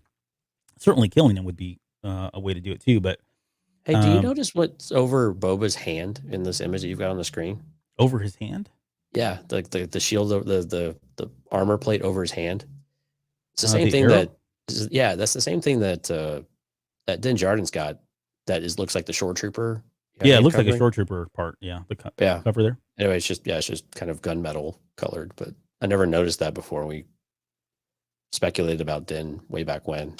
Well, and not to get, I mean, if you really want to get on a tangent, since we're only an hour and 16 minutes into this show, I think we've talked about the origins of the Mandalorian, the Stormtrooper helmets, right? Yeah, coming back from the Clone Wars, those were inspired by the Mando helmets.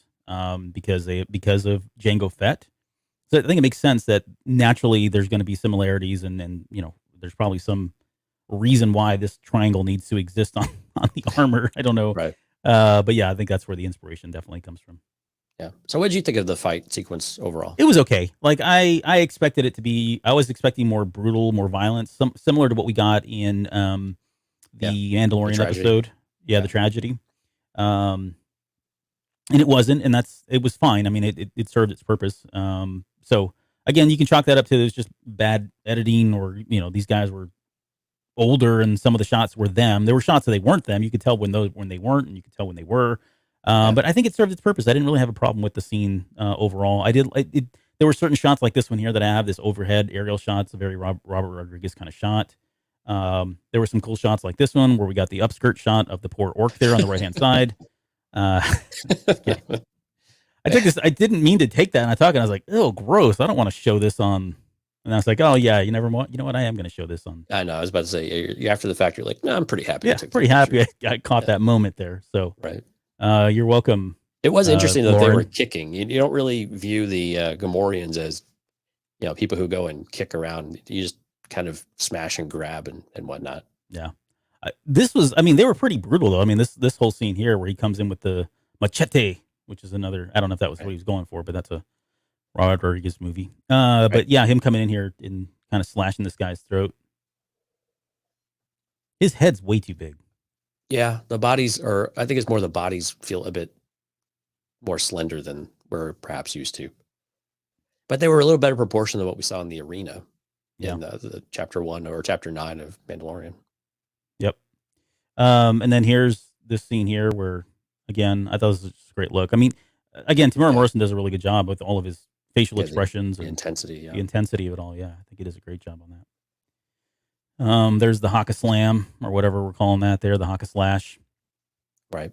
We got Fennec. He literally blew this guy up. I know it was in the trailer. It was great. Yeah. Like, totally blew him up into pieces, which I thought was cool. So there is a, edgier side still to Boba Fett.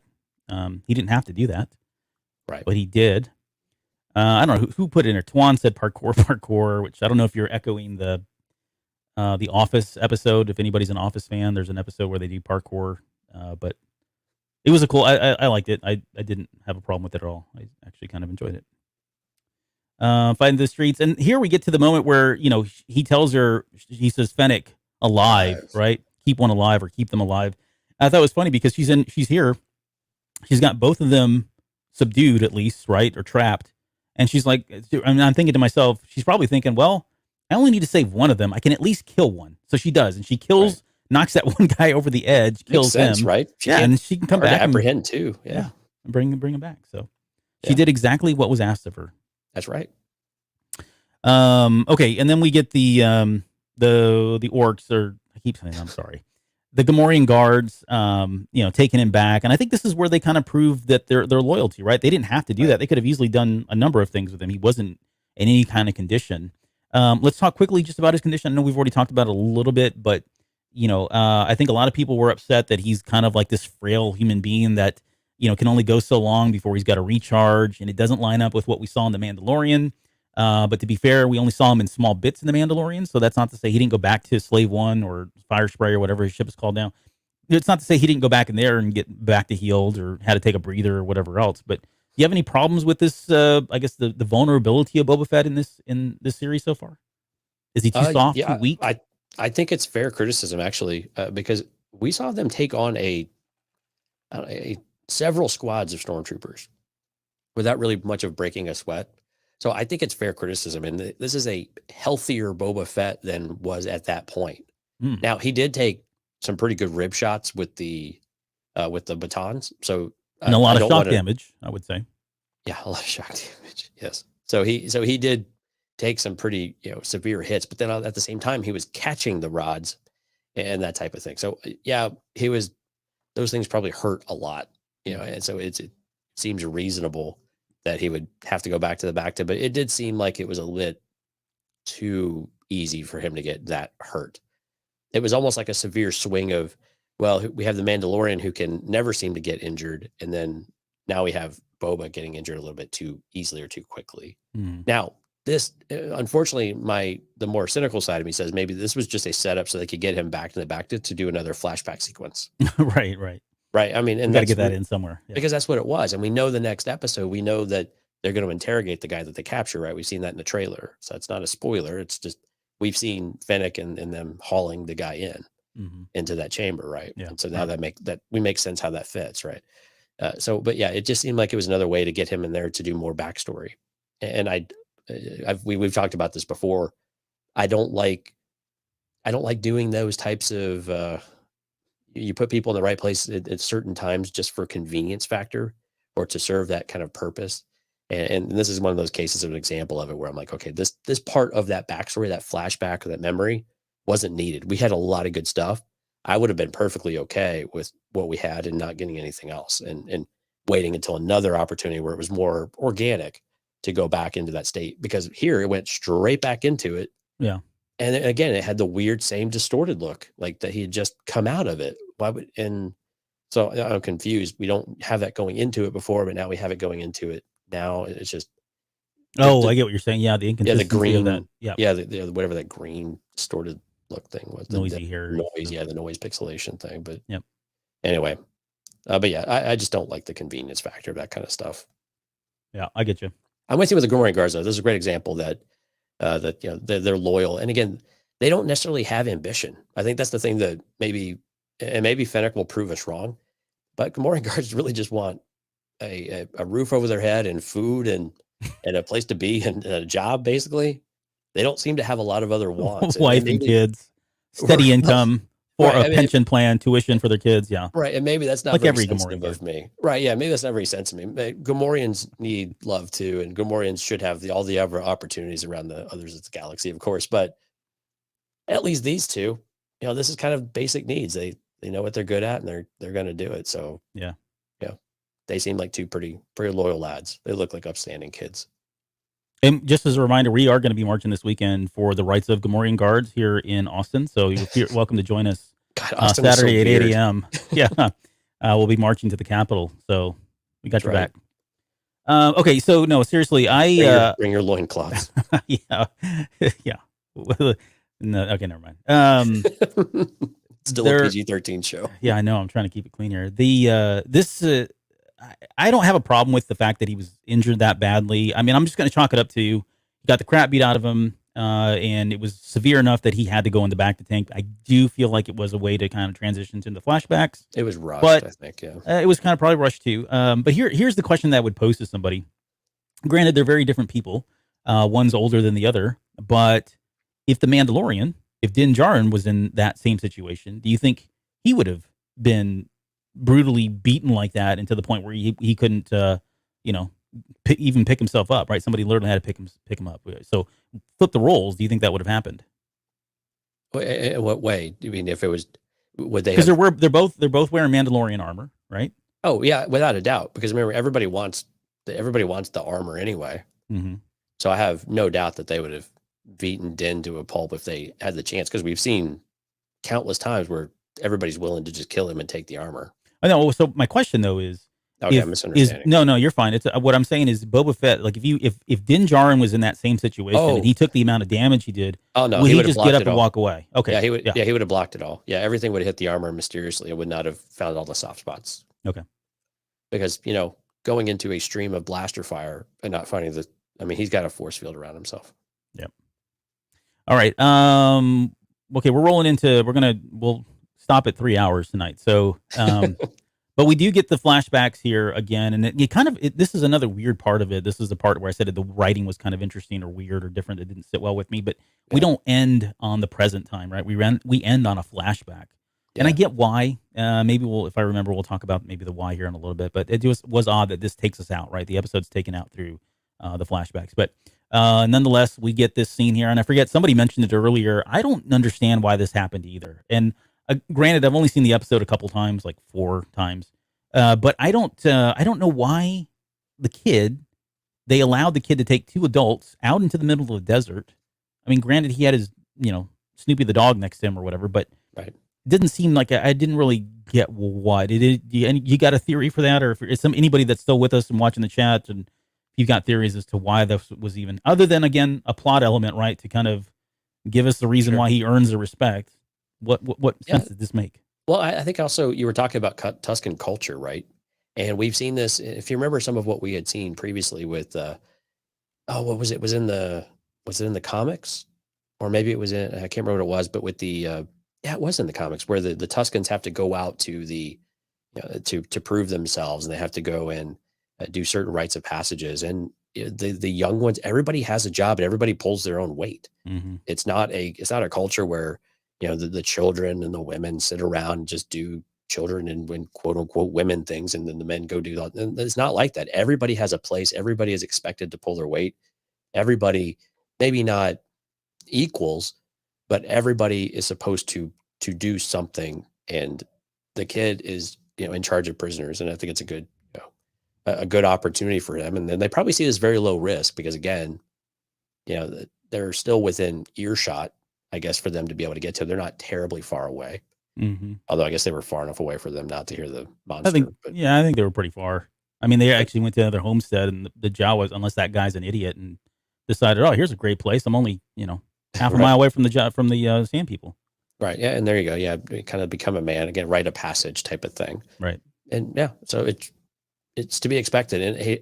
And my guess is this Tuscan kid appears to be the chief's son or daughter. It kind of looks like a boy, but it appears to be the chief's kin. Right. So I think something like that might be even more important. Yeah. Yeah. So maybe he was right in order to. He had to check the box in order to ascend to the throne or whatever into that position. Right, which kind of leads later on whenever the chief extends the water, the olive branch of sorts, if you will. It seems like maybe that was a thanks for saving his kid's life. I mean, it could have been one of those types of expressions of goodwill or of thanks as well, alongside the warrior aspect of that of what he's clearly capable of and what he's able to do. I think the other thing, we'll get to the other part. Yeah. Okay. So nonetheless, he does take the prisoners out. And there's I was going to flip through some of these shots here, but eventually they come across which is a homestead of some sort. These guys who like to draw feet and legs. I don't understand it. Feet and legs. This is not the Lars homestead, okay? I don't know where this has started. I mean, it looks nothing like it. There's so many differences. Yes, I mean, it's similar in design and shape, but you know what? This is Tatooine. They manufactured homes are huge here. So everybody's home looks the same, right? They get a really good low price. But stucco is real in. It's very in. Yeah, it's a new thing right now, post Empire. But I guess so. This scene, apart from setting the stage for something else, right? Because again, I don't know why they decided to come here. Like there was no payoff on this scene, right? They didn't go get the water that was spewing out there for them, although they needed water a little bit later. Right. They didn't steal anything that we know of. They didn't go, ransack this place with this guy down. So it was a little weird that this was in here. But as a plot element, it does give us this symbol. And I think this is obviously something that's going to show up a little bit later. This gang, this is the Niktos that you see there, that you were talking about earlier, as being part of. Which group did you say it was? I believe it's called the Red Key Raiders or something. The Red Key Raiders. Yeah. Yeah. But again, I think this is an important. And again, I think you talk about bridging to Cobb Vanth and how well did Boba know Cobb Vanth? I mean, this is that connected tissue, right? This is that moment where you could see, okay, around this time is when. I think the timing kind of lines up with what Cobb Vanth would have experienced, right? Mm-hmm. Well, no, that was several years previous, so it's not quite that, because it was right after the Empire fell is when Cobb Vanth's story said that they were run out, but he was run out in the desert and stuff. Hours right afterwards. Yeah, right, yeah. And it wasn't clear how long he was gone after that, but that was the mining collective that came in at that point. Right, yeah. Okay, yeah, so maybe this is a different, maybe they just have an appearance that looks the same or similar. Yeah. Either way, I mean, it's a new group, it's a new faction. I don't think this is anyone we've seen. I did the research, and my first instinct was to go to Huttese, right, and look at the Huttese, not the Huttese. What do you call it? The Aurebesh. Yeah, it's not Aurebesh. Yeah. And it's not. I mean, there's like the tea is probably the closest one, and even then, you've got to really either this guy's terrible at making the tea. He shouldn't be spray painting anything, right? Or, thanks to the Star Wars, the Old Republic, SWTOR, we have the now Huttese alphabet, which is the alphabet that the Hutts use on their home planet of Hutta. Hutta is the home planet. And the letter that it looks like to me is the letter K. You can see it right there, right? So there's the letter K. And there's that symbol. Am I crazy? No, that's pretty similar. Pretty similar, huh? Yeah. So thank you again, SWTOR. 10 years you've been giving me gifts, and this is yet another one of those. So now I don't know what. So I'm like, okay, so I've got all kinds of theories. Well, I don't really have a lot of theories. I haven't had time to think about it really because I've only seen this episode a few times. But if it is a K, it could be the name of the gang itself. It could be the name of a particular person. I was trying to figure out how to work Omega into this so it can align with some of my crazy theories. But this K is everywhere. Like you can see it on the buildings, obviously, right? This guy that's vandalizing the buildings here. You can't really see it in the screenshot because I know it's kind of small, but right here on the front of that speeder bike or the swoop here, they've got the symbol there. And I want to say it's on the back of his jacket as well. Is that what the little, like the really light coloration is on the speeder bike? I think so. Yeah, on the speeder bike there, it's over here. Yeah, you can see. Well, no, down to the right. It's like a bigger right. No, on the speeder we were just pointing. Yeah, but go down. Oh yeah, no, you're right. It's this. Yeah, it's right there. Yeah, there you go. That's it. Hiding in plain sight. It is hiding in plain. Well, when I did this, nobody wants to see our faces anyways. Let me blow this up so you can kind of maybe see it there. There you go. You can see it there. Kira was with a Q though, but K like key. Maybe it is. Yeah, maybe it is Kira. Well, that would be a way to bring them in. No, Kira. Wait, what? You're confusing me. I know. Kira. No, Kira was with a Q. Okay. The character that was originally, we talked about this in a show too, about the different iterations of Kira over the years. It was a name that Lucas had a long time ago in a galaxy far, far away, and eventually finally made it up. Right, they're pining for the original Kira to come back. Yeah. Like Kylo. Yeah. Kylo, there you go. Bam. My boy Risk, he's got it. He nailed it. I don't know how Kylo fits into this, but he does. Confirmed here. Right. He's not even born yet, but it's cool. Yep. Not the T-Birds either. So we'll see. I don't know. I mean, Eventually this is gonna pay out, right? The payoff will come at some point. So Yeah, again, I mean, and again, it kind of goes back to the different factions. We'll have to see if they're still around several years later. yeah. But different factions that Boba's going to have to compete with. So yeah, it wouldn't surprise me if they resurfaced. Okay, we get back to the story here. And I do like these things. Yeah, these massives. They're They're so massive cute. hounds. Yeah. But yeah, so eventually we I get like how the kid's just chilling on the ground. I know, And he's just later kicking on, back. he's just, yeah, It's a boy and his dog. That's right. Charlie Brown and Snoopy. Hey, we'll call him Charlie Brown or CB for short. Old Yeller. Take him back out and shoot him. Hey. But yeah, he's having them dig for these water things or whatever. Yeah, this part didn't. Yeah, I don't understand. They're barely digging and they just come up with stuff. If that was the case, this would be a mining colony looking for water. Yeah. I had a problem with the Rhodians' fingers. I've always had problems with their fingers, like because they don't not move. bending. Yeah, they don't articulate in any way. They're just kind of like flopping around. Cups, yeah. And he's there digging away and finding all these things. And I mean, that was part of the comedic moments, right? Where he seems to keep finding these things, and Boba Fett is having a problem finding one of them, and eventually does find one and tries to take a drink of water, which I thought too was interesting or appropriate. Like they were walking through the desert, they've not had any water. They've got to be thirsty. I was thinking that. And so I'm glad to see that he actually was like, no, I'm drinking this one because I'm not going to sit here and just die, right, from heat stroke. This kid comes up and tries to take a cheap shot at him. He catches the stick there with his hand, which, we've all done before. Right. But where are these coming from? What are they, and where are these water bowls coming from? It doesn't matter. Come on. Now, I have a theory. Oh, you do? Yeah. So do you think that monster is laying them? Or it's excrement. That's what I'm saying. Like, the monster's excrement, and it's known that it contains water. There you go. That's a pleasant thought. It's about the only thing that makes a lot of sense.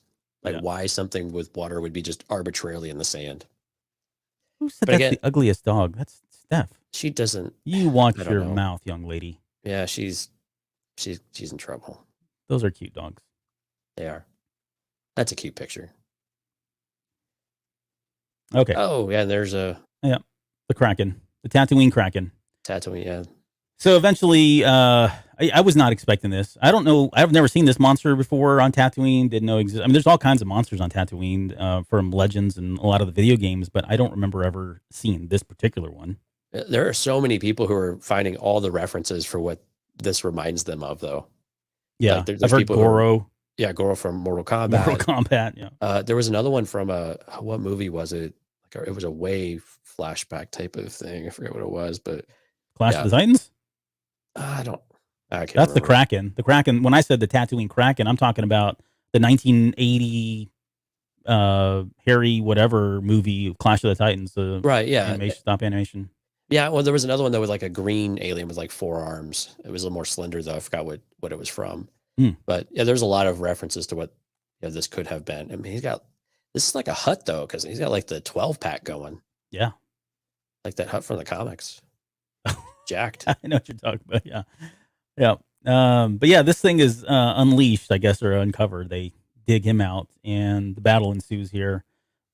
Dog gets punched. The Rhodian gets smashed. The kid gets punched, which I thought was funny. I don't know why. It sounds horrible, but I thought it was funny, especially since he got lifted right off his feet here. Yeah. When he got punched there. I'm glad that Rhodian died, though. I mean, he gets crushed. Completely levels him with a haymaker. Into the sand, no less. Right? Buried into the sand. Right. I thought this was all a really good action sequence. And then we get, Tamara Morrison, doing his best Leia Organa impression here with Jabba the Hutt. Yeah. And choking out the monster here.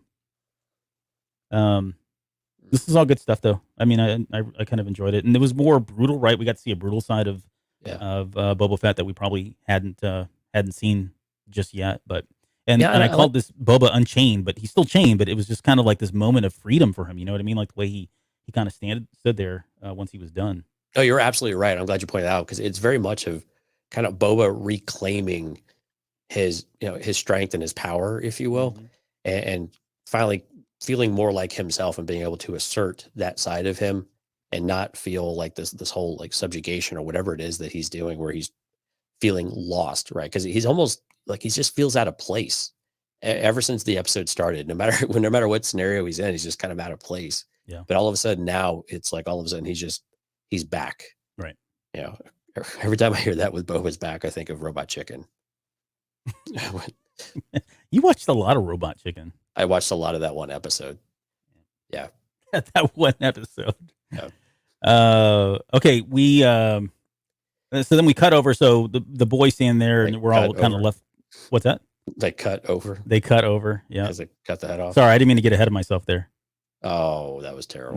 No, that joke was head and shoulders above the other two. Okay. So, we get this little boy running in with the head on his shoulder, like some kind of trophy, which I thought was hilarious. And I don't know. I mean, I couldn't tell like if the kid was, I don't think the kid took credit for this. Some people were saying that he did. Oh yeah. But I don't think he did because there's one moment where he's talking about, you can see him put like imitating what Boba Fett did and put that around his, I mean, if he does, I don't think anybody in the town's going to believe him. Right. Because if he does, then it craps all over the fact that Boba now has earned the respect. You know what I mean? Right. That doesn't jive. So I think he was telling the truth. I mean, it's hard to say because there was no, it wasn't translated or whatever, but yeah, I do like the fact that this kid did it. I mean, they're probably giving him credit for at least doing it, being part of it and coming back alive. I mean, he attacked it. He stabbed it in the foot, right? Yeah, but I mean, they're congratulating him like he's a hero. Yeah. So that's That's why it's confusing, though. We'll see. This is the only thing. They're like posing with it, like they're taking pictures. Yeah, exactly. Here, get one on this side. The only thing missing in this scene was, you ever seen the movie Rudy, where they hold Rudy over the shoulders and they're cheering for him? I thought they were going to put this kid over his shoulders and. Yeah, and this guy in the back who's got the goblet, I swear it was like someone trying to take a picture. You know, they've got their cell phone. Here, he's got a cell. He's trying to get a selfie here too as well.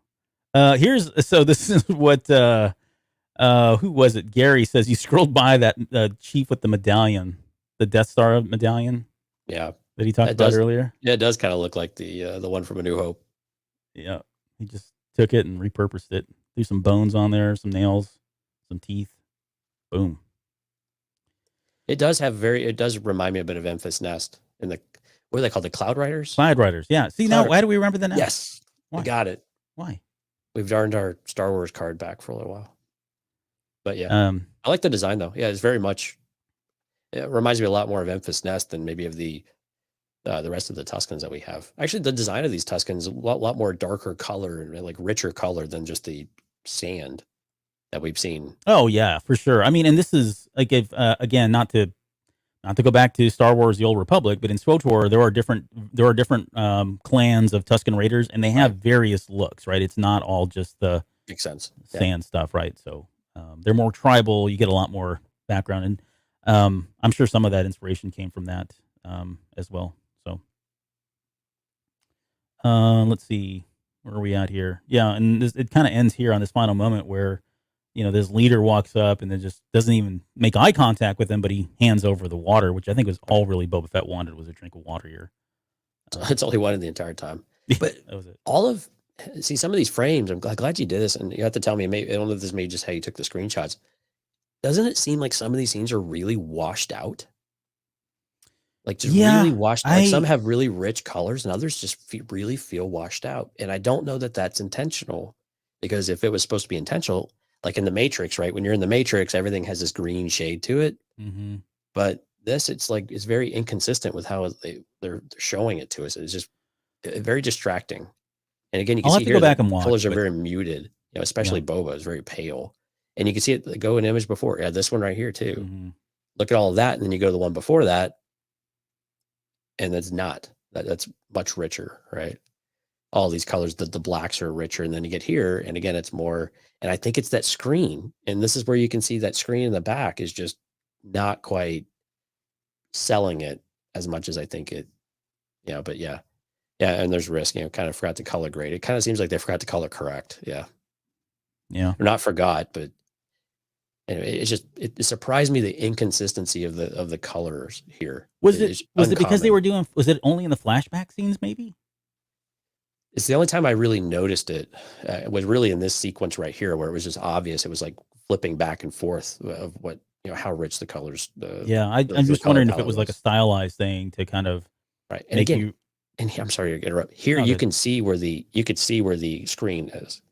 Like if you look behind Boba, like Oh around his yeah, ear spot right level, here. yeah, you could see where the screen cuts off and where the stage is actually ending. Yep. And again, that's just an unfortunate side effect, I think, of it, but at the same time disappointing that you could really notice the halo in this episode quite a bit, Mm. which was, again, we're being pretty nitpicky because I don't think if you don't know it's Well- there, you probably didn't. Well, I think if you don't know it's there, you probably don't even notice it, or you So I'll may give be you, I'll like, give you one better as far as fairness goes. okay, This never really was a problem in Mandalorian, and they were using the same tech there, right? And we had plenty of scenes in the desert. Why did this one stand out as much as it did? I don't know. It's a good yeah, question. maybe it's just we were here so much this time. Yeah, right. Long periods of time. Yeah. Cruising through the desert. Okay. And that's how the episode ends, which I thought was kind of odd that it ended on the flashback, but it's fine. Yeah. Whatever. We'll get on with our lives here. Will we? I don't know. We'll see. We have a whole week to brood over this. Yeah. Okay, so let's wrap this up. I kind of want to get your thoughts overall on just a couple questions. Overall, I would say first off, I think it was a solid episode. I thought it was good. It didn't suck, which is I'm happy about. Right? It's always a relief, right? It's always a relief, right? And especially with the amount of hype, and you're coming off the heels of Mandalorian season 1, season 2. It's pretty big shoes to fill. You've got a character as big as Boba Fett finally making his presence on screen for the first time in a very long time in his own show. Yeah, at central least. character, right? Right, as the central character. Right? So there was a lot of expectations going into this, and they're never going to meet everyone's expectations. It's just not even fair. Right. But at the same time, I did feel like there were some moments in here where I felt like, yeah, there was it could have been better, but it wasn't bad. I mean, I didn't hate it, and I actually enjoyed it, and I'm looking forward to the second episode. This could have sucked, and I would still watch the entire series. Let's just be honest, right? Right. But we have a job to do. Yeah, right. We got to pay the bills. But I enjoyed the show. I mean, I would give it a solid, I don't know, 7 if I had to grade it on a 10, maybe an 8. I don't know. I need to watch it a few more times. But what about you? What did you think? I guess overall, I think 7's fair. Yeah. I mean, I think when I rewatched it, I did enjoy it a little bit more, probably because I wasn't working so hard to watch everything, and also some of the things that some things you notice more of, and some things you let go of the more you watch it and get familiar with it. So yeah, it was a little bit better. And yeah, it looks like Dante may have had the same experience because we did a live stream of this at 2 a.m. or not a live stream, but a Discord watch party. Yeah, we did like a watch party. There you go. Sorry, the words escaped me. We did a watch party, and Antoine and Dante and stuff there were, and it was fun getting initial reactions from people afterwards, and it was very subdued, right? And Dante, I think Dante's always always got a great way of kind of articulating himself, and it was definitely noticeable the hesitation of like, I like it, but there's just something, right? And it just didn't quite. But I had the same reaction. It was a bit lackluster. But when I rewatched it a couple more times, I found myself enjoying it a little bit more, which I was a little bit surprised about, because usually if you have kind of a meh reaction, usually it doesn't. But I actually enjoyed it a little bit more. I'm with you. There were a couple weird choices that I don't quite understand. I think they could have made for a stronger episode if they would have made a couple of choices. But these guys know what they're doing. These guys and girls know what they're doing. So we'll trust them there. But I definitely want more. I think that's the thing. It didn't leave me, thinking this was a crap hole that was just a dumpster fire, was just waiting to sink and explode and ruin the fandom or something like that. Yeah. It was it's just more of here's episode 1. We got some of the backstory we absolutely wanted. I feel like we had to have. It was done pretty well. And now we can start moving forward. And again, we've seen a lot of what we saw in the teaser and trailer. We know we've got a little bit more coming in episode 2 or chapter 2, which again is pretty common. What you get in the teasers and the trailers is usually the first couple of episodes. But we know we've got a journey here, so we've got some more things going. So I think it was good to establish these types of things, get some of this out of the way, and now let's see where the story takes us. And I'm really curious though, and what I really am excited about are more of the flashback sequences. I hope they find a little bit better way of doing them though. Yeah, I was going to ask you if you felt like we were going to get more flashbacks. I think so. I think there's a lot more story in there to tell, and especially with the Tuscans. And I think you and I agree on this. We want to know what else happened with the Tuscans. Like it seems like he seemed like he did become kind of one of them, right? When we see him in Mandalorian, he's got the garb, he has the rifle and the gaffy stick, and he really does seem like he's become one of the clan. So I'd like to see that progression continue, and however many years that goes on for. And also with Cobb Vanth, and how does he learn about where his armor is at? What has he been doing in the meantime? What does it look like to be Boba Fett without your armor? And what does it look like to be Boba Fett without a mission, without a bounty? So I think there's questions in there that are really interesting pieces as to his character that I think would be really interesting to explore. And I'm hoping that, and I fully expect Filoni and Favreau and anyone else working on the project, those are things that we're going to get and that they want to explore as well, because those are the things that are interesting, and you can do those in parallel. And I was watching some things on social media, and I wanted to get your take on this. The whole parallel storytelling. We've had some examples where we see this in the Thrawn books a lot. It's distracting sometimes, but sometimes it really works because there's some parallel things going on, and it's a bit on the nose sometimes, but it's interesting to see that correlation of what they've learned and how they apply it. Yeah. Is that a mechanism of storytelling that A, we're going to get a lot of in this series, or is it temporary? And then B, is that something that you enjoy seeing, or you think it's going to be a detriment to this type of series? I think we're going to get more of that. I have a theory as to why. I always have a theory. I have a theory as to Right. why we are getting the flashbacks in the way we are. So maybe I can answer it that way. Okay. So I guess whether or not we see more flashbacks, yes, I absolutely think we're going to see more flashbacks. Hopefully, like you said, they do things a little bit differently, and it doesn't feel like it's Little too heavy-handed shorter. on one or the other. Right? There's more of a balance there. When we first talked about Boba Fett showing up at the end of episode 1, season 2, we had a lot of questions, as many people did. And I think one of the questions that really surfaced that kind of stuck with me for a very long time was, if he got out of the Sarlacc pit, why did it take 5 years, right, for him to finally show up on Tatooine or show up in Tatooine, but specifically go after Cobb Vanth and Mando to get his armor back, right? What was he doing that entire time?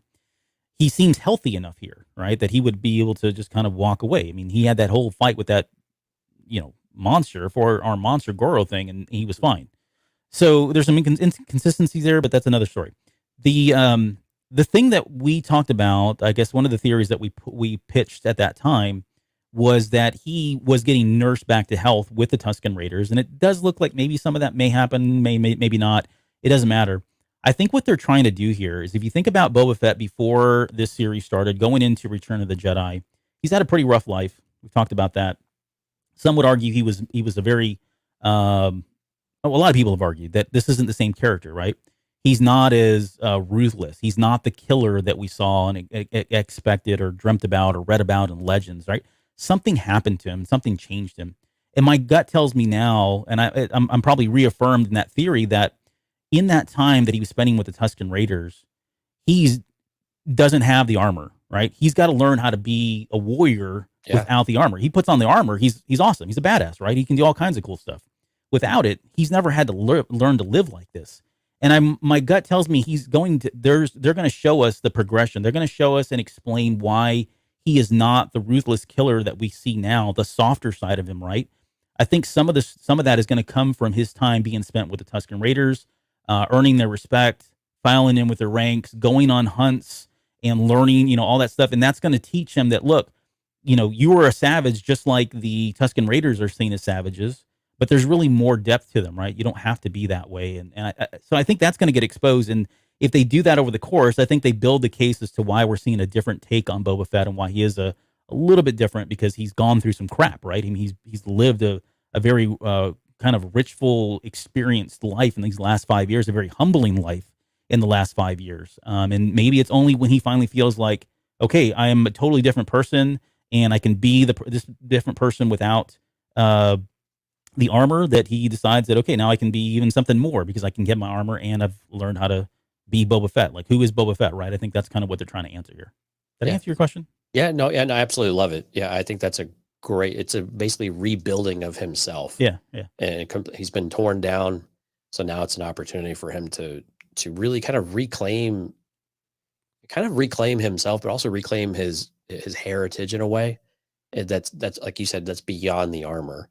And then you go to the arm, and then you get it. Because I'm with you. I think he's been so reliant on it, and rightfully so. And that's not to say that he's not a good fighter or anything like that. But when you've had all these tools at your disposal, you have a lot of tools at your disposal. You're not just you don't have just your hands and your thinks and your things, your wits, and you're just a God-given ability, if you will.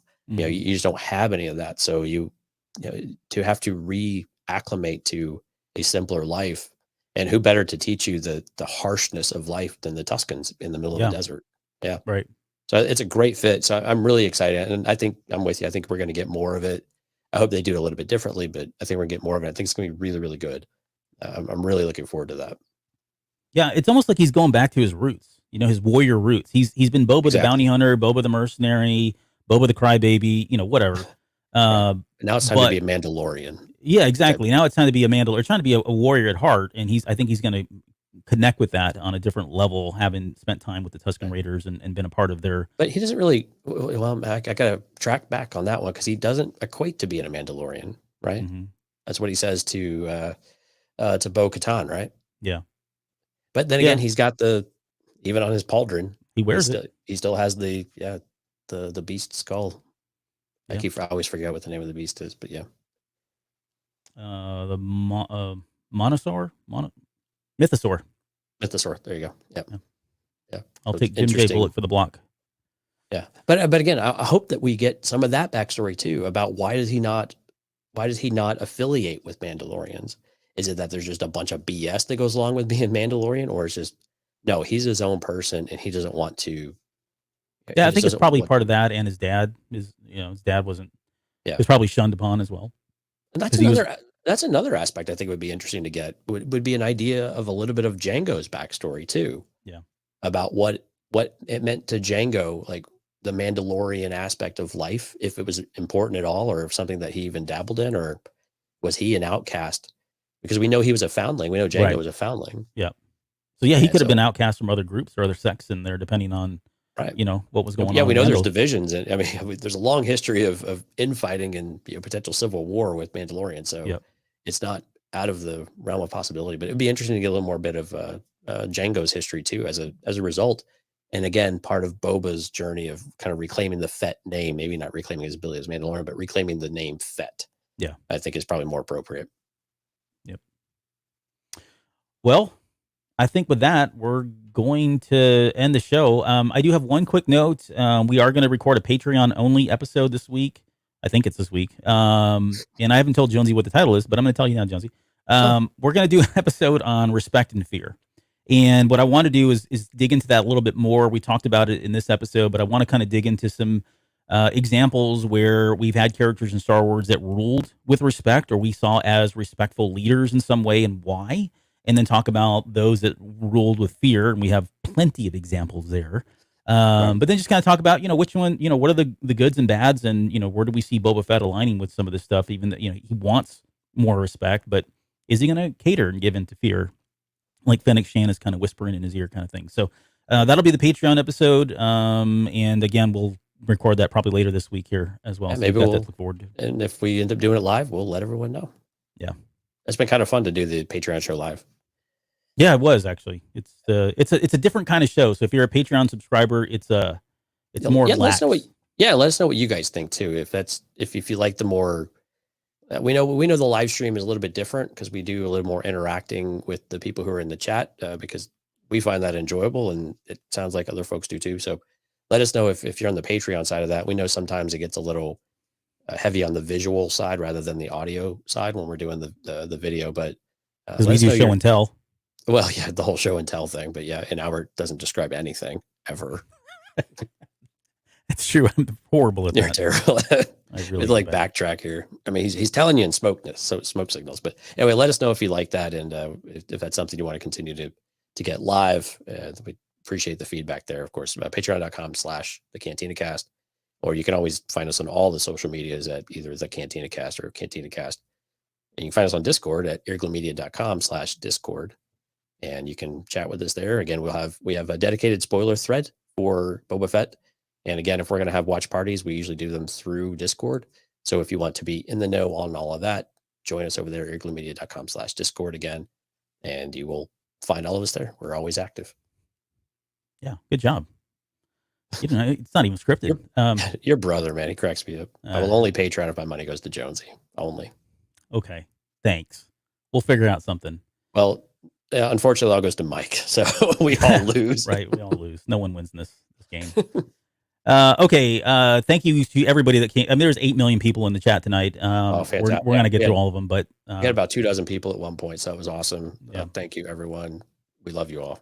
And if you're new to the show, as I say, if you're new to the show, thanks for joining us. Hopefully you'll be back. We do this every week. We've got the Patreon episode coming up. We've got episode 2 or chapter 2 of the Book of Boba Fett. We'll do that next week. We've got the Fallen Star coming up. We want to do a recap of the High Republic or get everybody caught up on where we are. The state of the High Republic is what we're calling that show. So that's getting worked out right now. What else? We got a Rule of 2 show that I've already put the notes together on. I've got the high level outline of that. So we'll be doing that at some point. So lots of really cool, fun, exciting stuff to talk about with Star Wars. And hopefully you'll join us for that. Next 6 months are covered. We don't need TV shows. We've got everything else. All right. You got anything before we get out of here? No, thanks everyone. We appreciate it. Okay. I've got new credits for you guys. Never before seen that I'm going to roll right now. And it has all the new people updated as well. So again, thank you to our new folks that have joined us on Patreon. We'll see you guys next week.